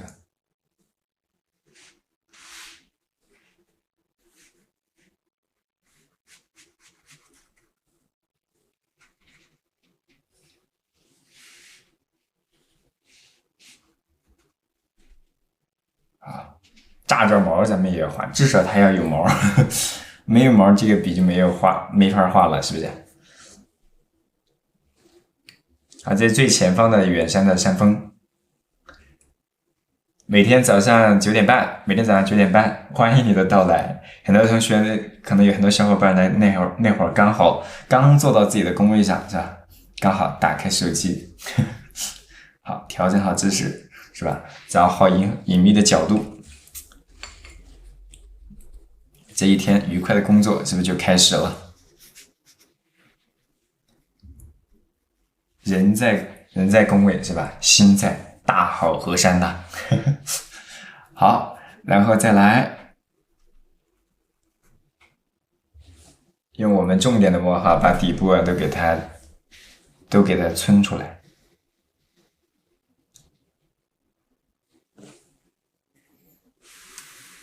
离我们横着的中心线大约还有一个颜料管左右的高度，因为下面还有一些浅滩点景的小房屋。这是一朵云的直播间，不是哪个教育。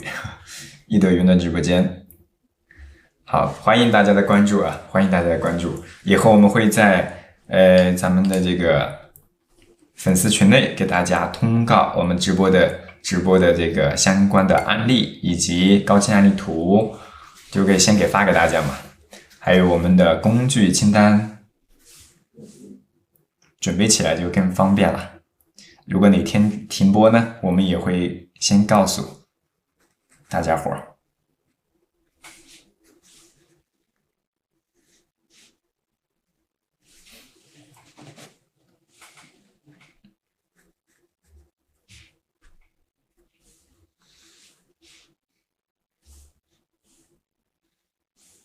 好，然后从上往下。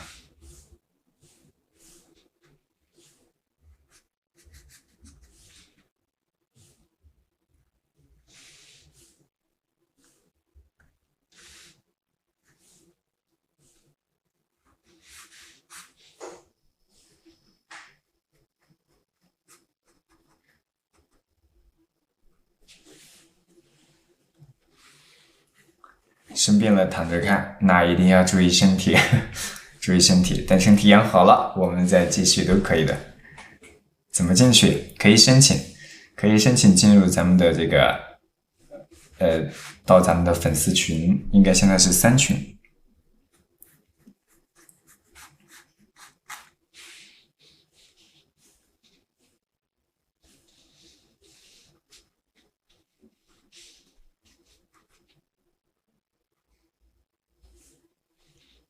好，左边儿。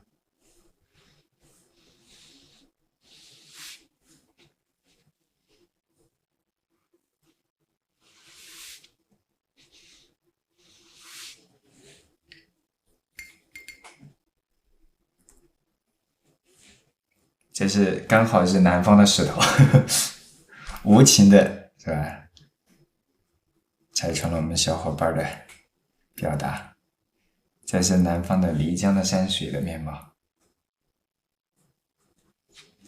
刚我们有群内直播间的小伙伴有说之前有去过。好，这种丰盈，然后呢又是比较有层次的这种表达哈，它画面的效果啊会更加的厚重。我们不是一味的追求墨色的重，而是追求墨色的一种层次，对不对？好，有浓有淡，那才更契合我们的表达。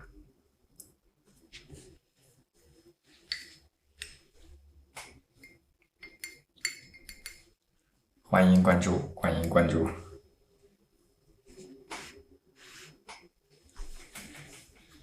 好，然后我们再往左边走。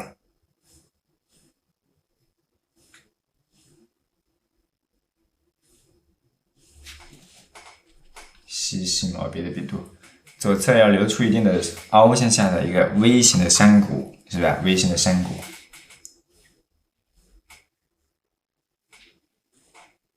多大尺寸？这个是33×66的一个65的一个大小。好，你的尺寸稍微有一点区别呢，是可以是没有问题的。但是如果你的尺寸区别很大了，这个比例都不一样，那就不好操作。比例如果你画的这个，我这个是一个长条的，对吧？立轴的长方形，你要画一个正方形或圆形，那就不太好搞。好，左边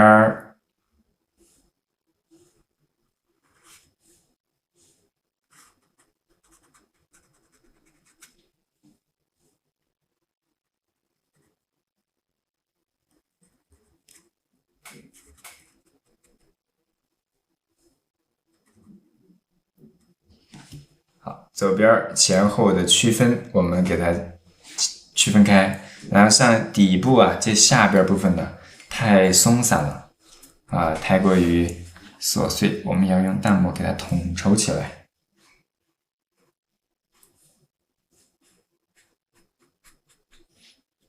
好，统筹起来之后，画面就不容易显得碎了。好，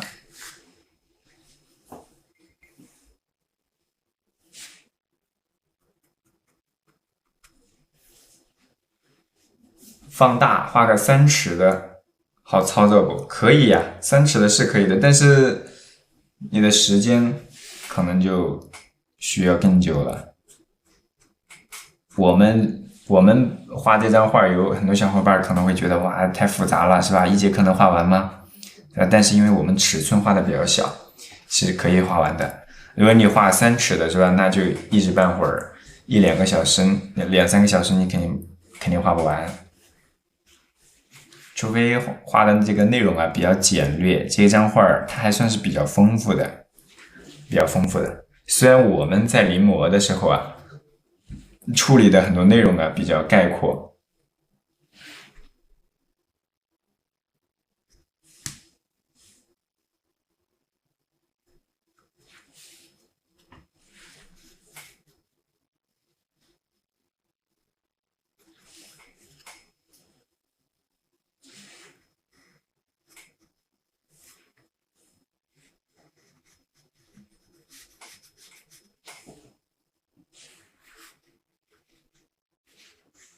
好，前方的岩石也稍微的可以给它擦擦。跟着我画一遍之后，自己呢再去画的时候，可能就会轻松一些啊，如果自己去画，有的时候我带着你画的时候，你可能会整个去画一遍，你会观察的更细致，至少。然后呢，你自己在头脑里边的印象呢，也会更加的这个深刻一些。自己去画的时候，可能两眼一抹黑，对吧？造型、位置，然后塑造，可能都会忽略到很多。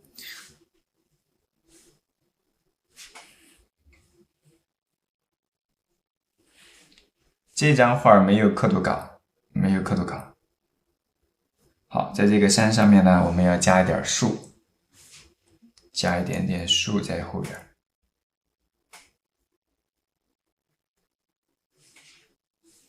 山顶是吧？我们先画几根线，有高有矮，是吧？也就是线条有长有短嘛。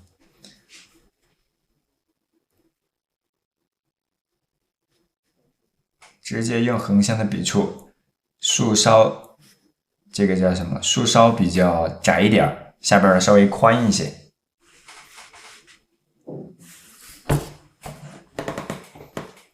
可以说是这个类似于是视听一样。好，左侧再来。好，你们喜欢旅游吗？啊，各位小伙伴们。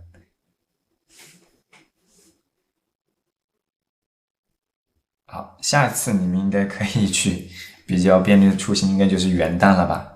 下一个节日就是元旦了。喜欢啊，喜欢你也出不了门啊，你现在只能待在家里边。好，然后在我们的这个右侧的边角，参差错落的点上一些点，我们就不去画那么多树了。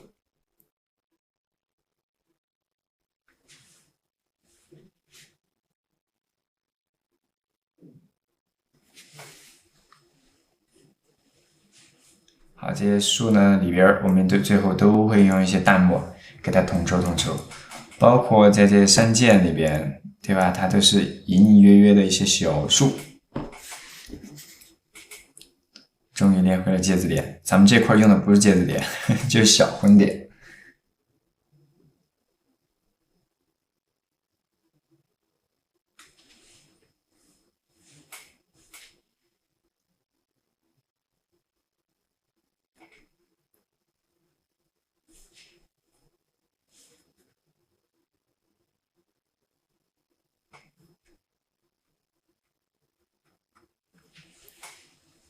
OK， 好，包括左侧的山头，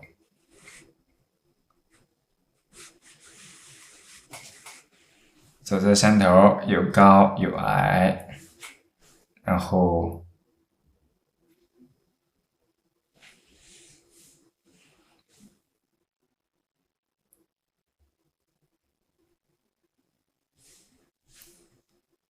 给它点缀出来。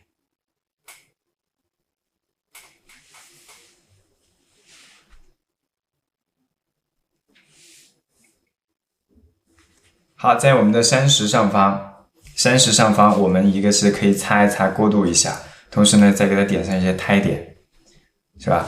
就比如说在前后交叠的这些地方啊，你可以把一些需要，比如说去过渡的，或者说需要去这个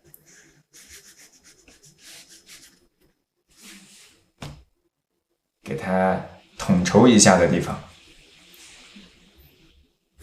再加一加。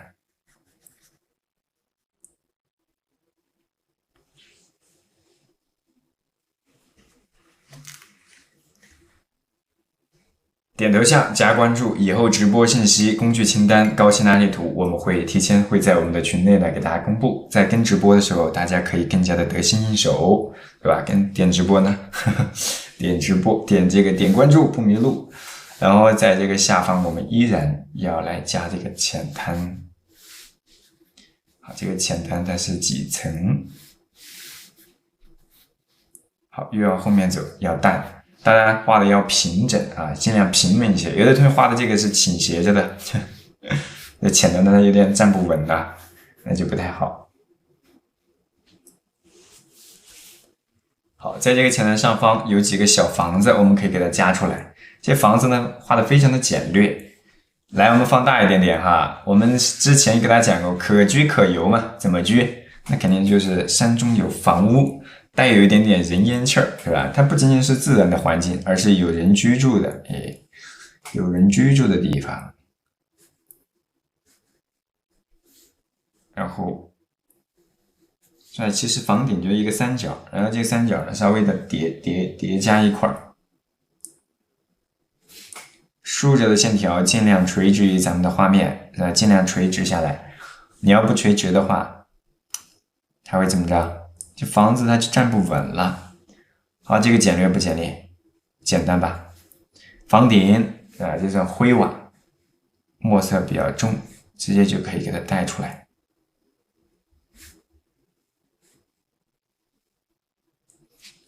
好，房屋之间它也可以有一定的这个遮挡啊，后边再来一个房屋房顶，给它把墨色铺出来。感谢大家伙儿赠送的粉丝灯牌，然后再往下边走，相互遮挡，再往右侧。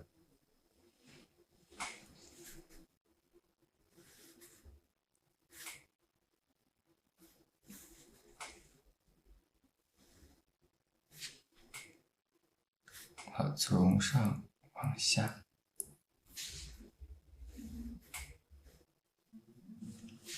好，房顶。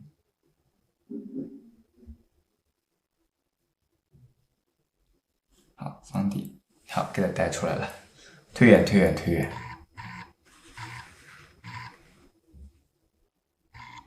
OK 了，然后后边再处理这些后面的空蒙的这些地方留白的地方就要处理了。好，岩石上方它可以有一些结构，这结构就是横向的呀、纵向的呀、倾斜的呀一些轮廓，是吧？交叠的轮廓，把它皴擦完了之后呢，让它显得实一点，能够着落在地面。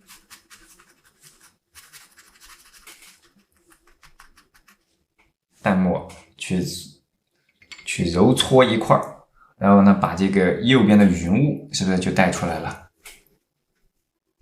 就这种边缘不太规则的这个形儿，它就很适合，就很像我们这种云雾的形象一样。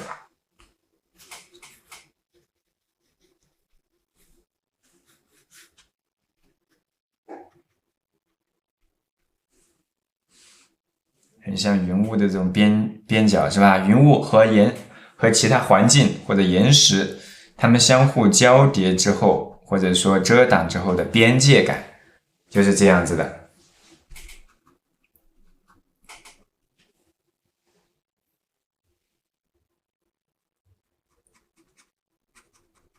好，房屋的后方，我们简单的淡墨带一下就行。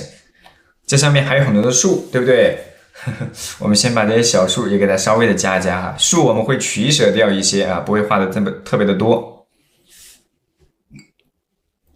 把投影一加，一会儿效果就出来了。精彩的地方就在于我们一会儿加完颜色和这个投影之后，加完投影和墨色之后，下面有很多小树直接勾勒哈，直接勾勒这种树。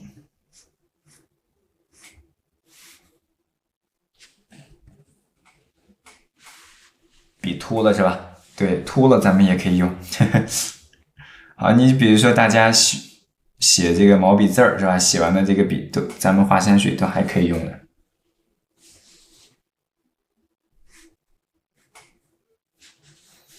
好，右侧不能再过去，因为那边没有干，我们先给它加到这儿。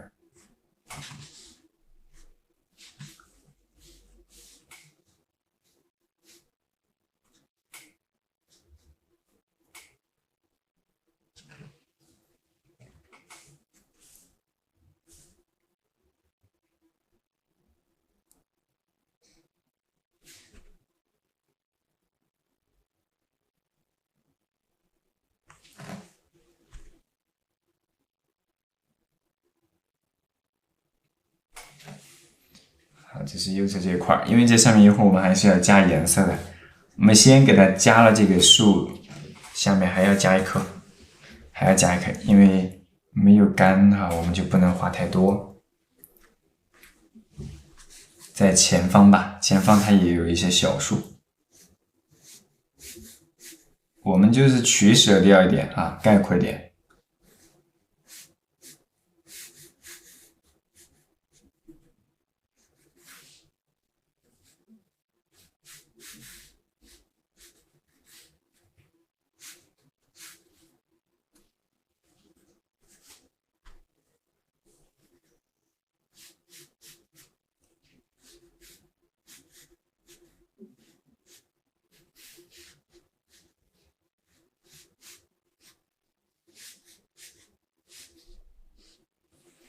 在这个浅灯上也加一加，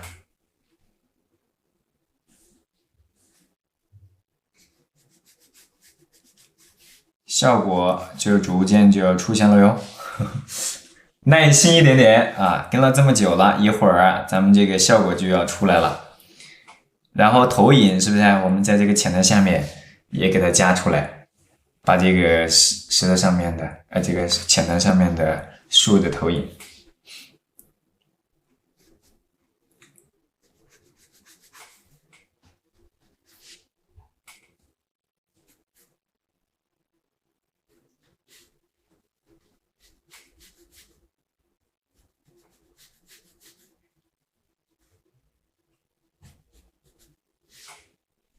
好，我们呢给它加到这儿，然后当然还可以稍微的宽一点儿，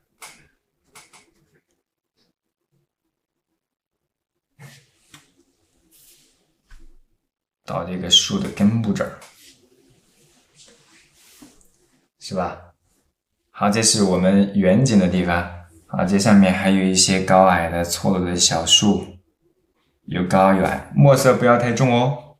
啊，墨色不要太重。然后左边儿。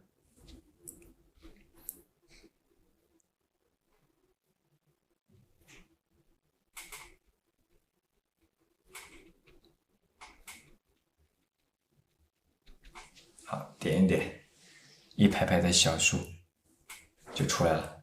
然后在这个水面上，我们同样要给它带一点点它们的投影关系。有光必有影，这是借鉴了素描的这种表现的方法。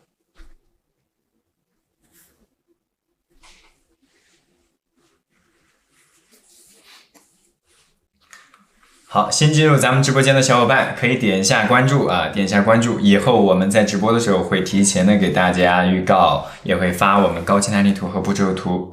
应该目前没有步骤图，高清的案例图以及工具清单。来，我们在左下角，我们来加点小的渔船，对吧？我们这个叫什么？这张画的主题叫归舟，对不对？鲑鱼图，对吧？其实就是打鱼归来嘛。来，在这个左侧。先加一个小的一个正方形儿，四边形儿，然后呢，在下方拱起来一点点。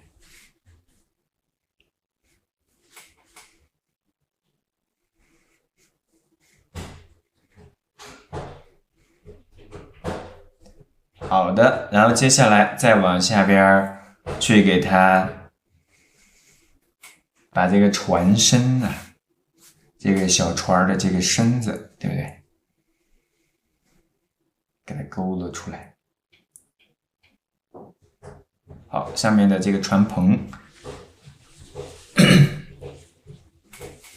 这个船篷让它能够着落在这个船上，立在这个船上。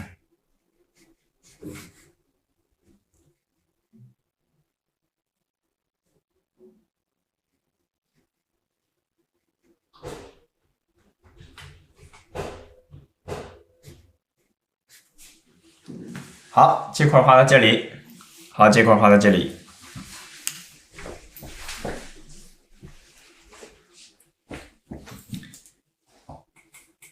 船它是不是也有投影？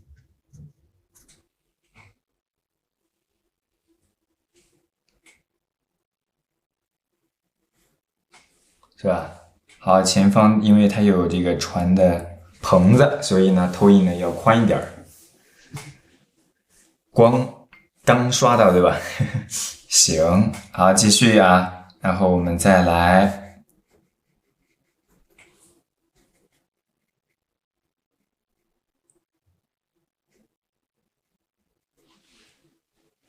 好，这是一只小船，然后在这个地方呢，还有一只小船。画完，我们就可以怎么着？就可以把投影画出来着色了，对不对？其实挺快的。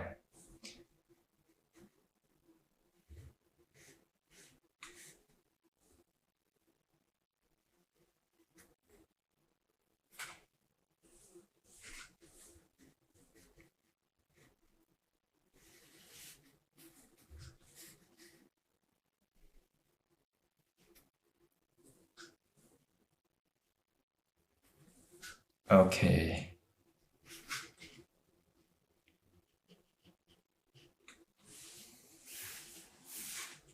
放大一点是吧？行，放大一点。好，这个其实画的是比较简略啊，比较稍显粗糙，但是我们并没有把它当一个主要的内容去体现，所以呢就简略一点的去给它画到这儿就行。其他的不需要我们过多去刻画。然后每一只船上面呢，它又可以加一个船脊，是吧？大概是撑到那儿，竹篙一样。是啊，微微的带出来，2群一埋可以加3群，对，可以加咱们的3群里边。好了，这是我们画的这一块儿，然后接下来前景啊，前方，这次还没有干，前方我们加2棵树就行了，不加特别多哈，不加特别多，加多了太复杂，是不是？不清楚怎么画船了是吧？那一会儿我们把这块画完之后，我再给你示范一下，好吧？你先跟着我把这块画完。左下角出枝，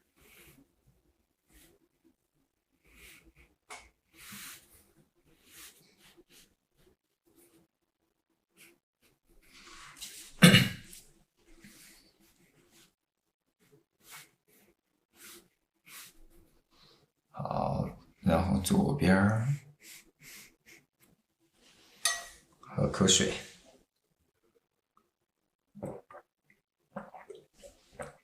直播时间在老师的这个简介当中有，就是每天上午的9点半，每天上午9点半，目前是暂定的，以后呢可能会根据一些情况呢做一些调整啊，可以根据自己的实际情况便宜行事，好不好？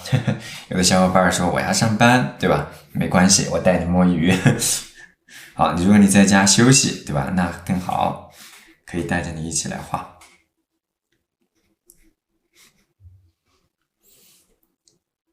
好，然后在它的右下角吧，我们再加一个枝。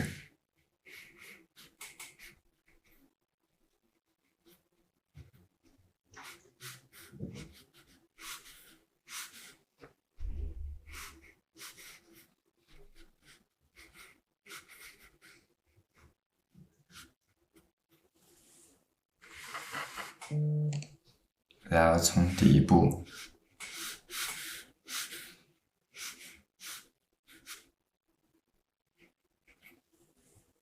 好加一加，当然它的枝呢，施枝的角度啊，非常的多。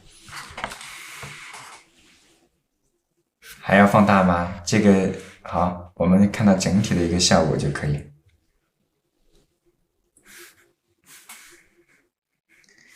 然后左侧我们可以接到纸张的边缘，中间这个地方就不加数了，就不加数。好，立马我们的画面效果就可以呈现出来啦，是吧？跟了这么久的直播了，我们的画面效果即将出现，因为我们需要把这些枝加完之后啊，才去加投影。如果我们加完投影再去加枝，就它的水分干不了，我们就没法加。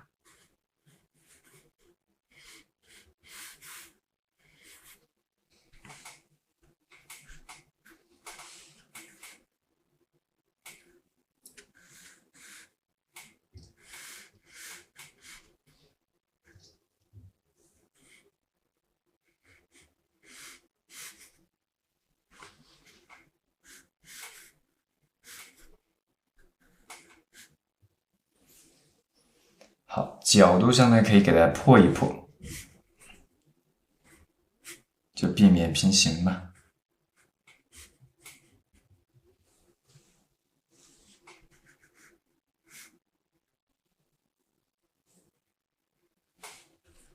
来推远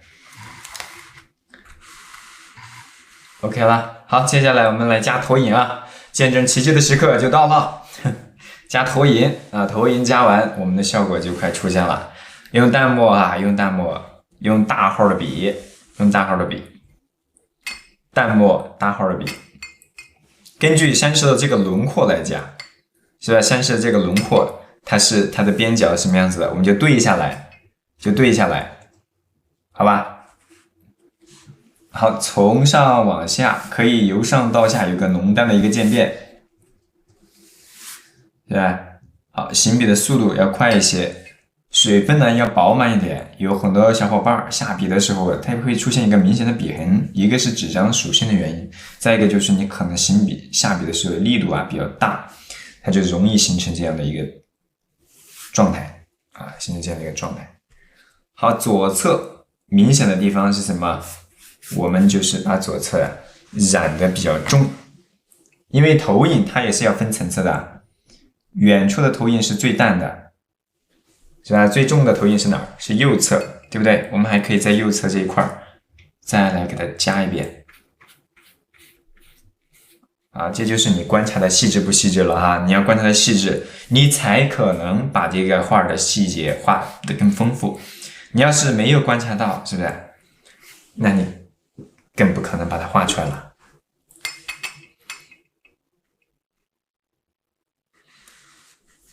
好，然后我们以淡墨的方式来画后面的这个投影了，因为远山比较巍峨，是吧？下面的投影也比较多。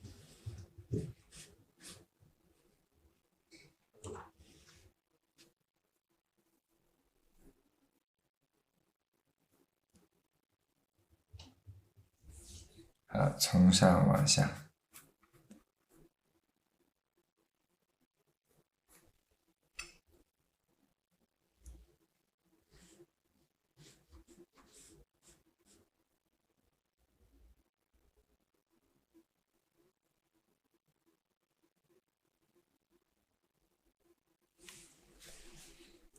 好，然后接着小船儿是吧？往下画就行。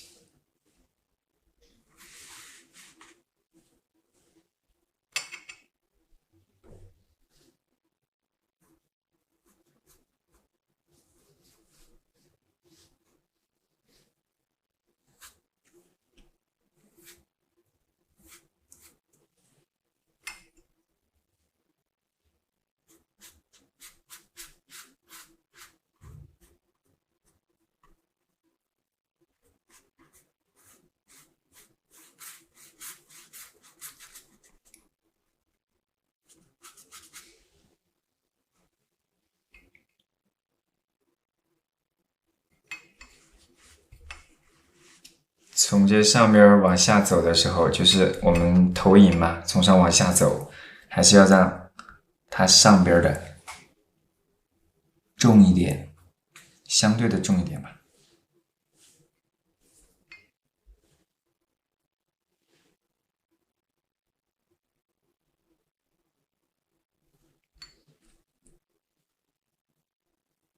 画了倒影之后，是吧？画面它就看起来更丰富了。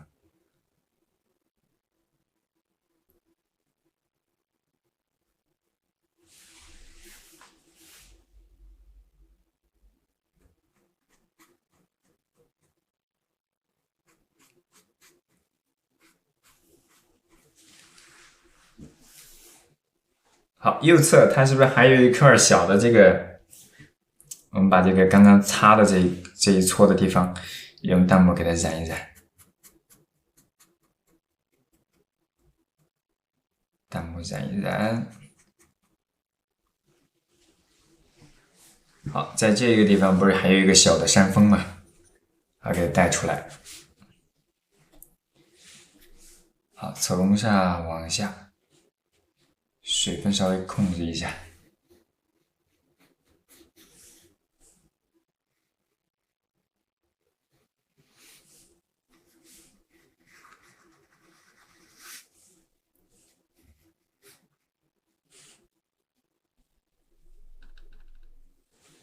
好，然后从上往下蹭一蹭，一个山头是不是就出来了？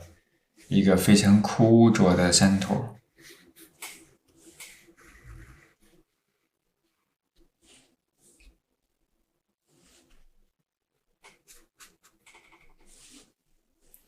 好，稍微的擦擦，也让它衔接到云雾里边儿。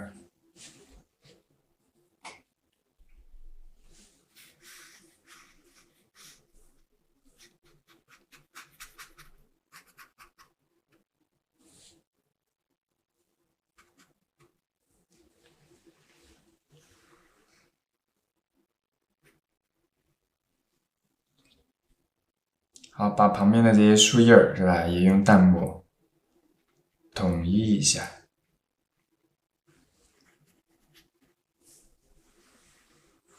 云烟的感觉是不是也出来了？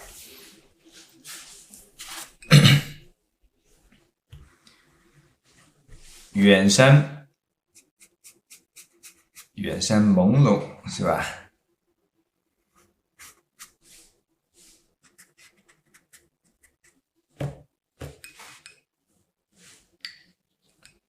左边从下往上，可以给它过渡一下。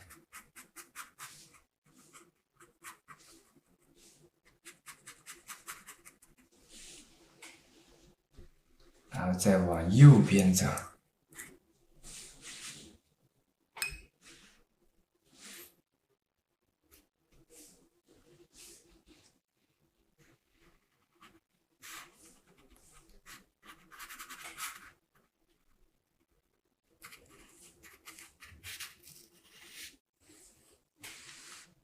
远处的山峰。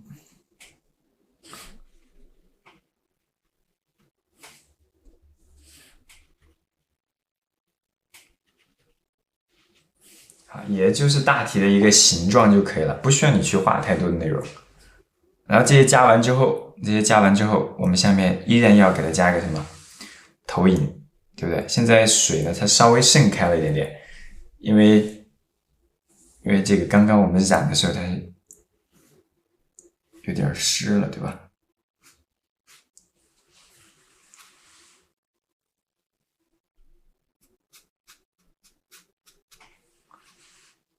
对吧？这个墨稿是不是水光淋漓的啊？水光淋漓的，这个效果大概就出来了。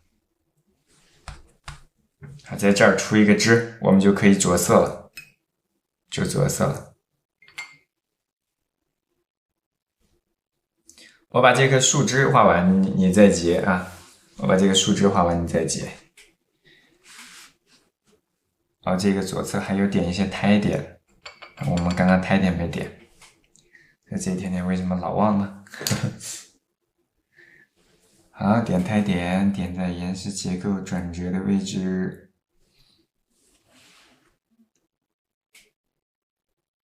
不要点的太跳跃啊，墨色不要太重。这支笔可惨了是吧？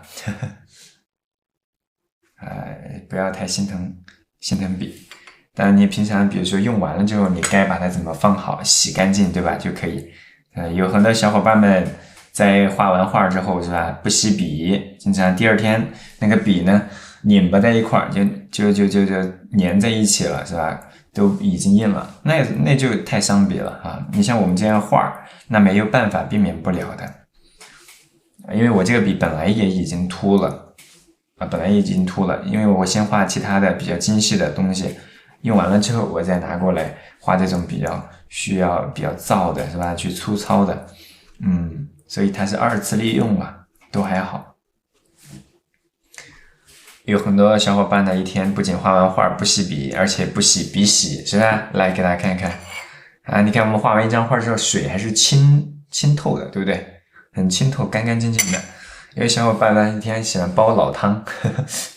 对吧？我们以前说黄宾虹老先生啊，要画画喜欢煲老汤，对吧？因为很多小伙伴也是这样，不洗笔，那个笔洗里边的水就已经，你们自己嗅一嗅啊，自己去闻一闻，去闻一闻啊，就知道了。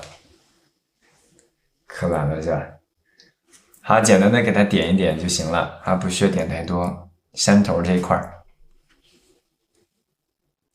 我这个笔洗是褐色的，因为我之前有个大的白色的笔洗，我这前2天被猫给蹭了，然后我就只能用这个小的了，哎，对，我还没买，我得买一个大一点的。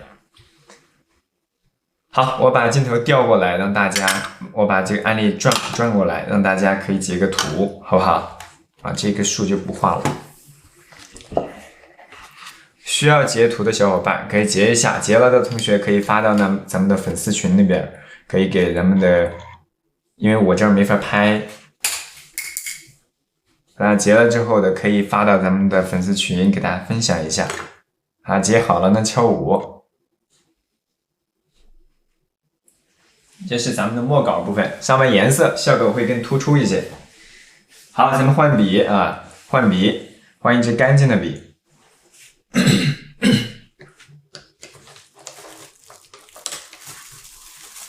好，你看我们的笔，用哪支呢？想想，我们用这支吧，尖号的大号。好嘞，接好了对吧？然后接下来我们要开始从底部，我们常用的那几种颜色肯定是不会落下的。啊，花青啊，赭石呀，对不对？啊，我们把颜色拿出来，赭石色是吧？我们的画面是一冷一暖，赭石。今天会用到比较多的就是3绿，然后再来点3青，因为今天也会用到，还看还是新的呢。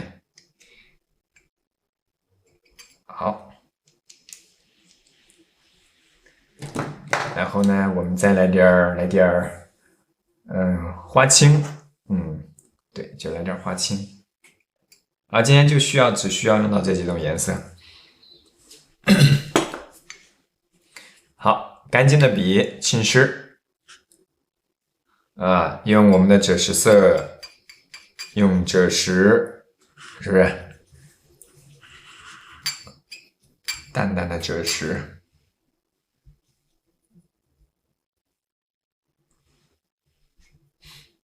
申请了呢，我们的管理员会慢慢的给大家通过啊，不用着急。好，用赭石从上往下，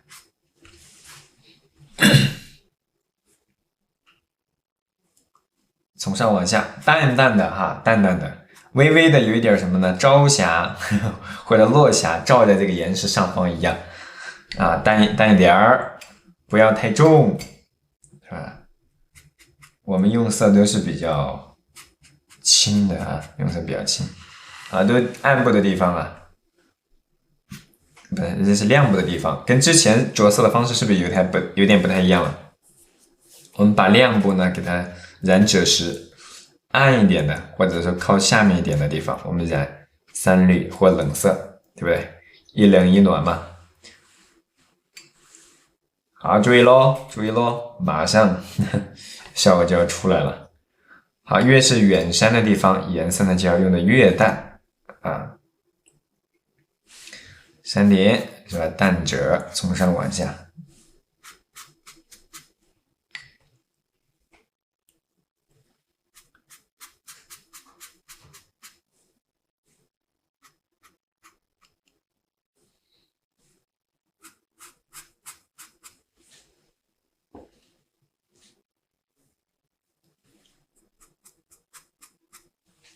好，然后呢，左边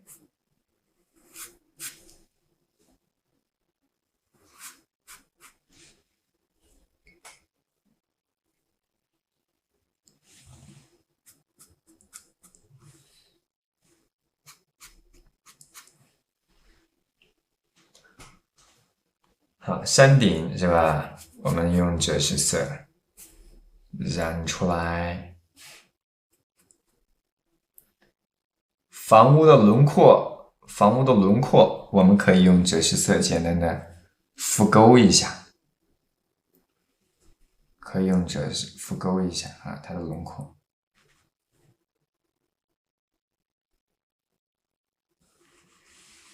好，其他就不用了。我们的小船儿是不是？小船儿，清丽的江岸，中间呢有一暖暖的暖的小船儿。啊，再干一点，你可以把颜色糊厚一些，是不是？好吧，好，就先到这儿。然后我们开始来把岩石给它染出来哈。把笔呢洗干净，或者你洗一洗。再有小伙伴在吃饭了是吧？好，着急吃饭或者那个这个做饭的小伙伴呢，可以根据你自己的实际情况来，好吧？我们接下来就要把这个画面效果呢给它染出来了。好，下面呢染的这个3绿色，它都会带一点点3清调和，给它衔接啊。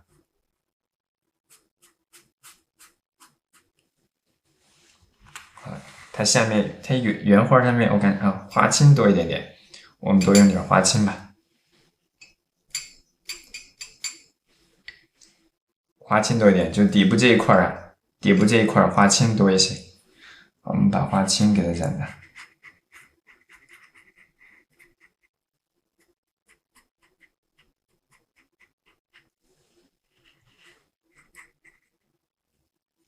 是吧？好，然后在这个包括这个竹子啊，是吧？或者杂树这个叶片里边，我们都要给它来一点点。在我们中国画里边，是吧？除了那种这个外形特征的非常明显的以外，我们基本上都给它用共性的方式呢去给它进行归纳啊。因为我们中国画它是注重，或者我们以前传统的文化都是比较注重这种共性的表达的。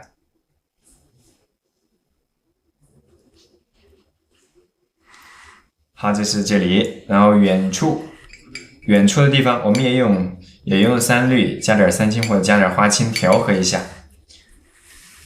啊，先颜色淡一点点吧。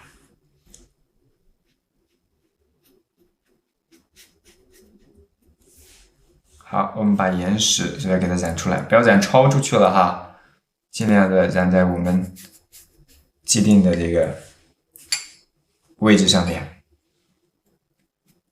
好，你的画面效果出来了吗？好，是不是陆陆续续的就开始呈现它的效果了？我们辛苦了2个多小时，是不是这张画慢慢的就呈现出来了？漓江的山水风光。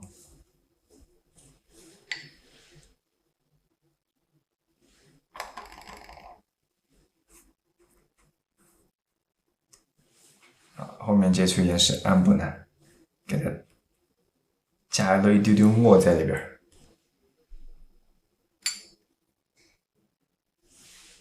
小味儿出来了。对，好，远处在染的时候，我们可以用点花青加点3清的颜色效果，是吧？更淡的，一点颜色更淡的哈。颜色太重了，就不是我们这张画的味道了。染色的时候，尽量是一点点的把颜色给调和开，不要是固体块就往上面糊了啊！记住了，如果你固体块就往上面糊的小伙伴，你的那个画就容易毁了，对不对？我们这种一般是水溶性在里边去染的啊，尤其是初学的小伙伴呢，注意一下。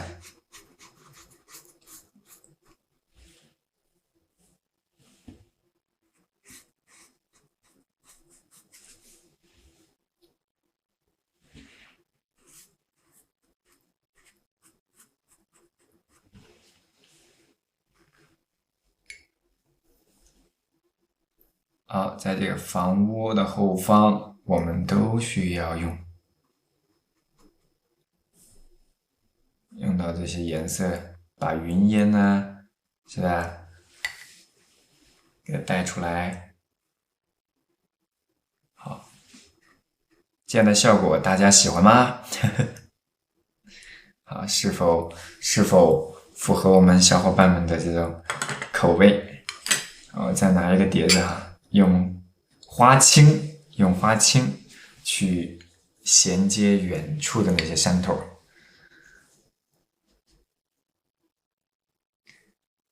好，喜欢就好，那咱们的功夫呢就没有白费。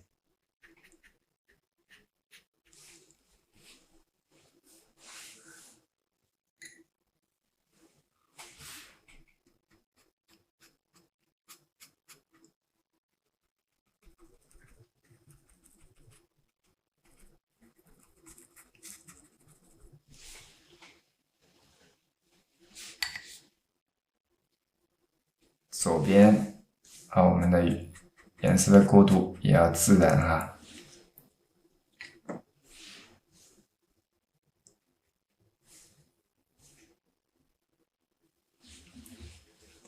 好，接下来我们的浅滩上方，大家看好咯3绿色加点点3青稍微的加点3青调和，把我们的浅滩给它画出来。现在这个样子呢，有一点点像什么雪景的感觉哈。我们加了这个颜色呢，就会好一些。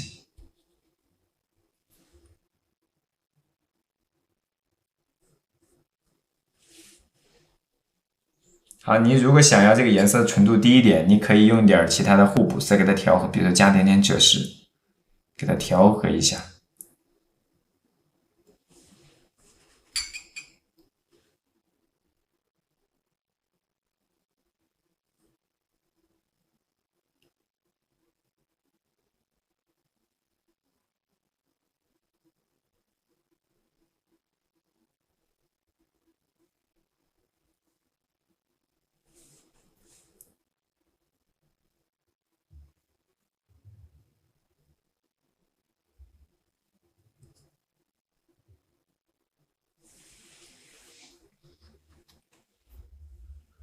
好了，那我们前方的颜色也可以浓重一点点。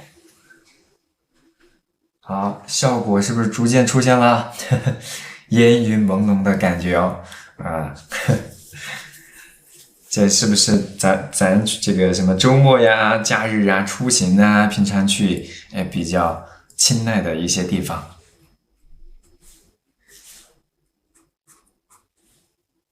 好，左边我们稍微的让一部分的岩石颜色重一丢丢，颜色效果是不是更好？更好，美丽吧？其实这些大家都可以画得出来的。我们其实画的还是比较概括哈，我们说过，我们可以画那种法度森严的，也可以更精细的。但是呢，我们就平常直播这段时间呢，不是特别的方便不是特别的方便。以后呢，我们可以陆续的开展。好，右侧呢，左侧偏绿，右侧可以稍微的偏蓝一点点，是吧？我们可以把右侧颜色糊得更厚。前面的干了之后的颜色效果也要很突出。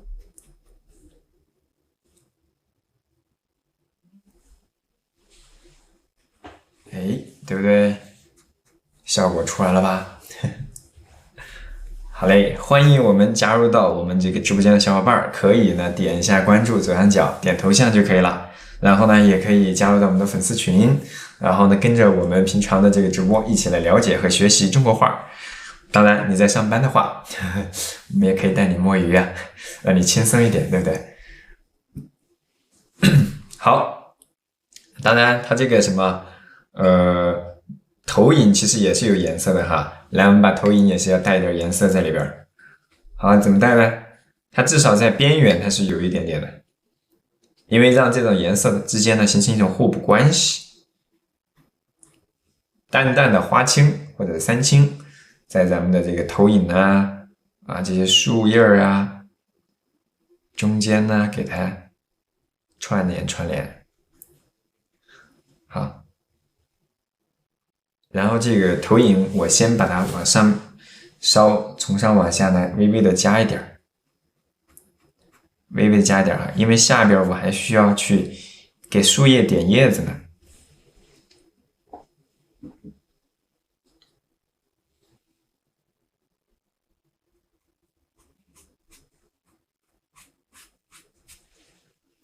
对吧？好，颜色它能够在墨色里边呢稍微带点颜色出来，画面会更加的丰富。好，点上一点点咱们的这个用3绿色，其实3绿可以加点太白都可以，我就不加了，简单点儿，我们就用这种3绿去点上一些树叶，这个叫什么呢？兼顾一点的疏密感，兼顾就是稍微考虑一下，枝干比较繁茂的地方可以稍微多来一点，其他地方少一些。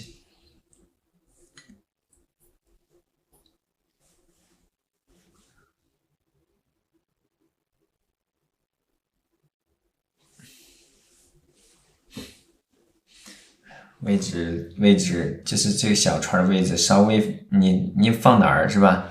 只要画面合适就可以了，是吧？再来。你们喜欢这种偏现代风格的，还是更喜欢偏传统的这种啊？好，有的同学说传统的风格我不知道，是吧？刚进入直播间的小伙伴不太清楚，也可以理解。好，已经了解过的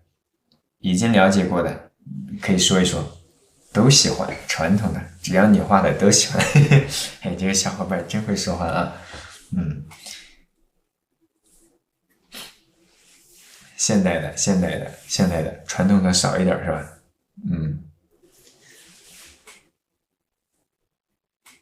都喜欢。好，你们说的啊，下次画传统的，你们也要听哦。OK。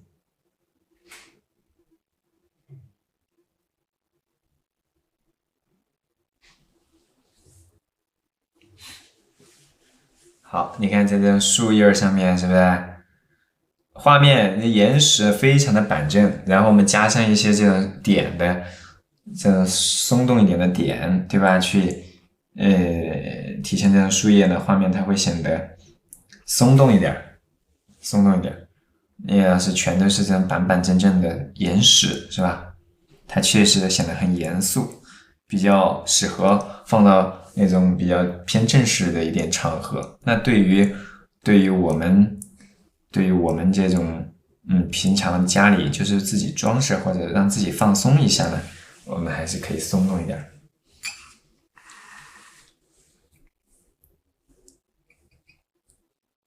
抒情写意，对吧？好，然后我们给它上面的小树，远处的小树也要给它稍微的点一点，点。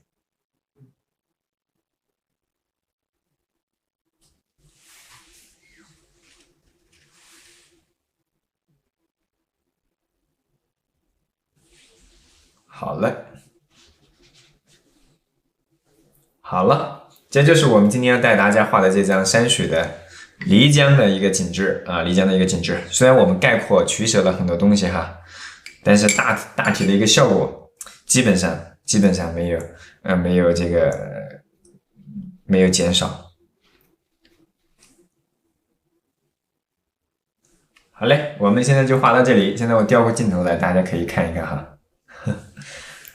好，感谢大家的参与，也感谢大家的聆听，也感谢大家伙儿点赞和评论留言。当然，第一次来到我们直播间的小伙伴，欢迎加入到我们的粉丝群。以后我们的直播绘画的工具材料以及直播的时间，包括高清大地图，我们都会提前的发送给大家，可以呢更好的、有效的来跟我们的这个山水的一个表达，好吗？那这就是今天带大家画的漓江的鲑鱼图啊，漓江鲑鱼图，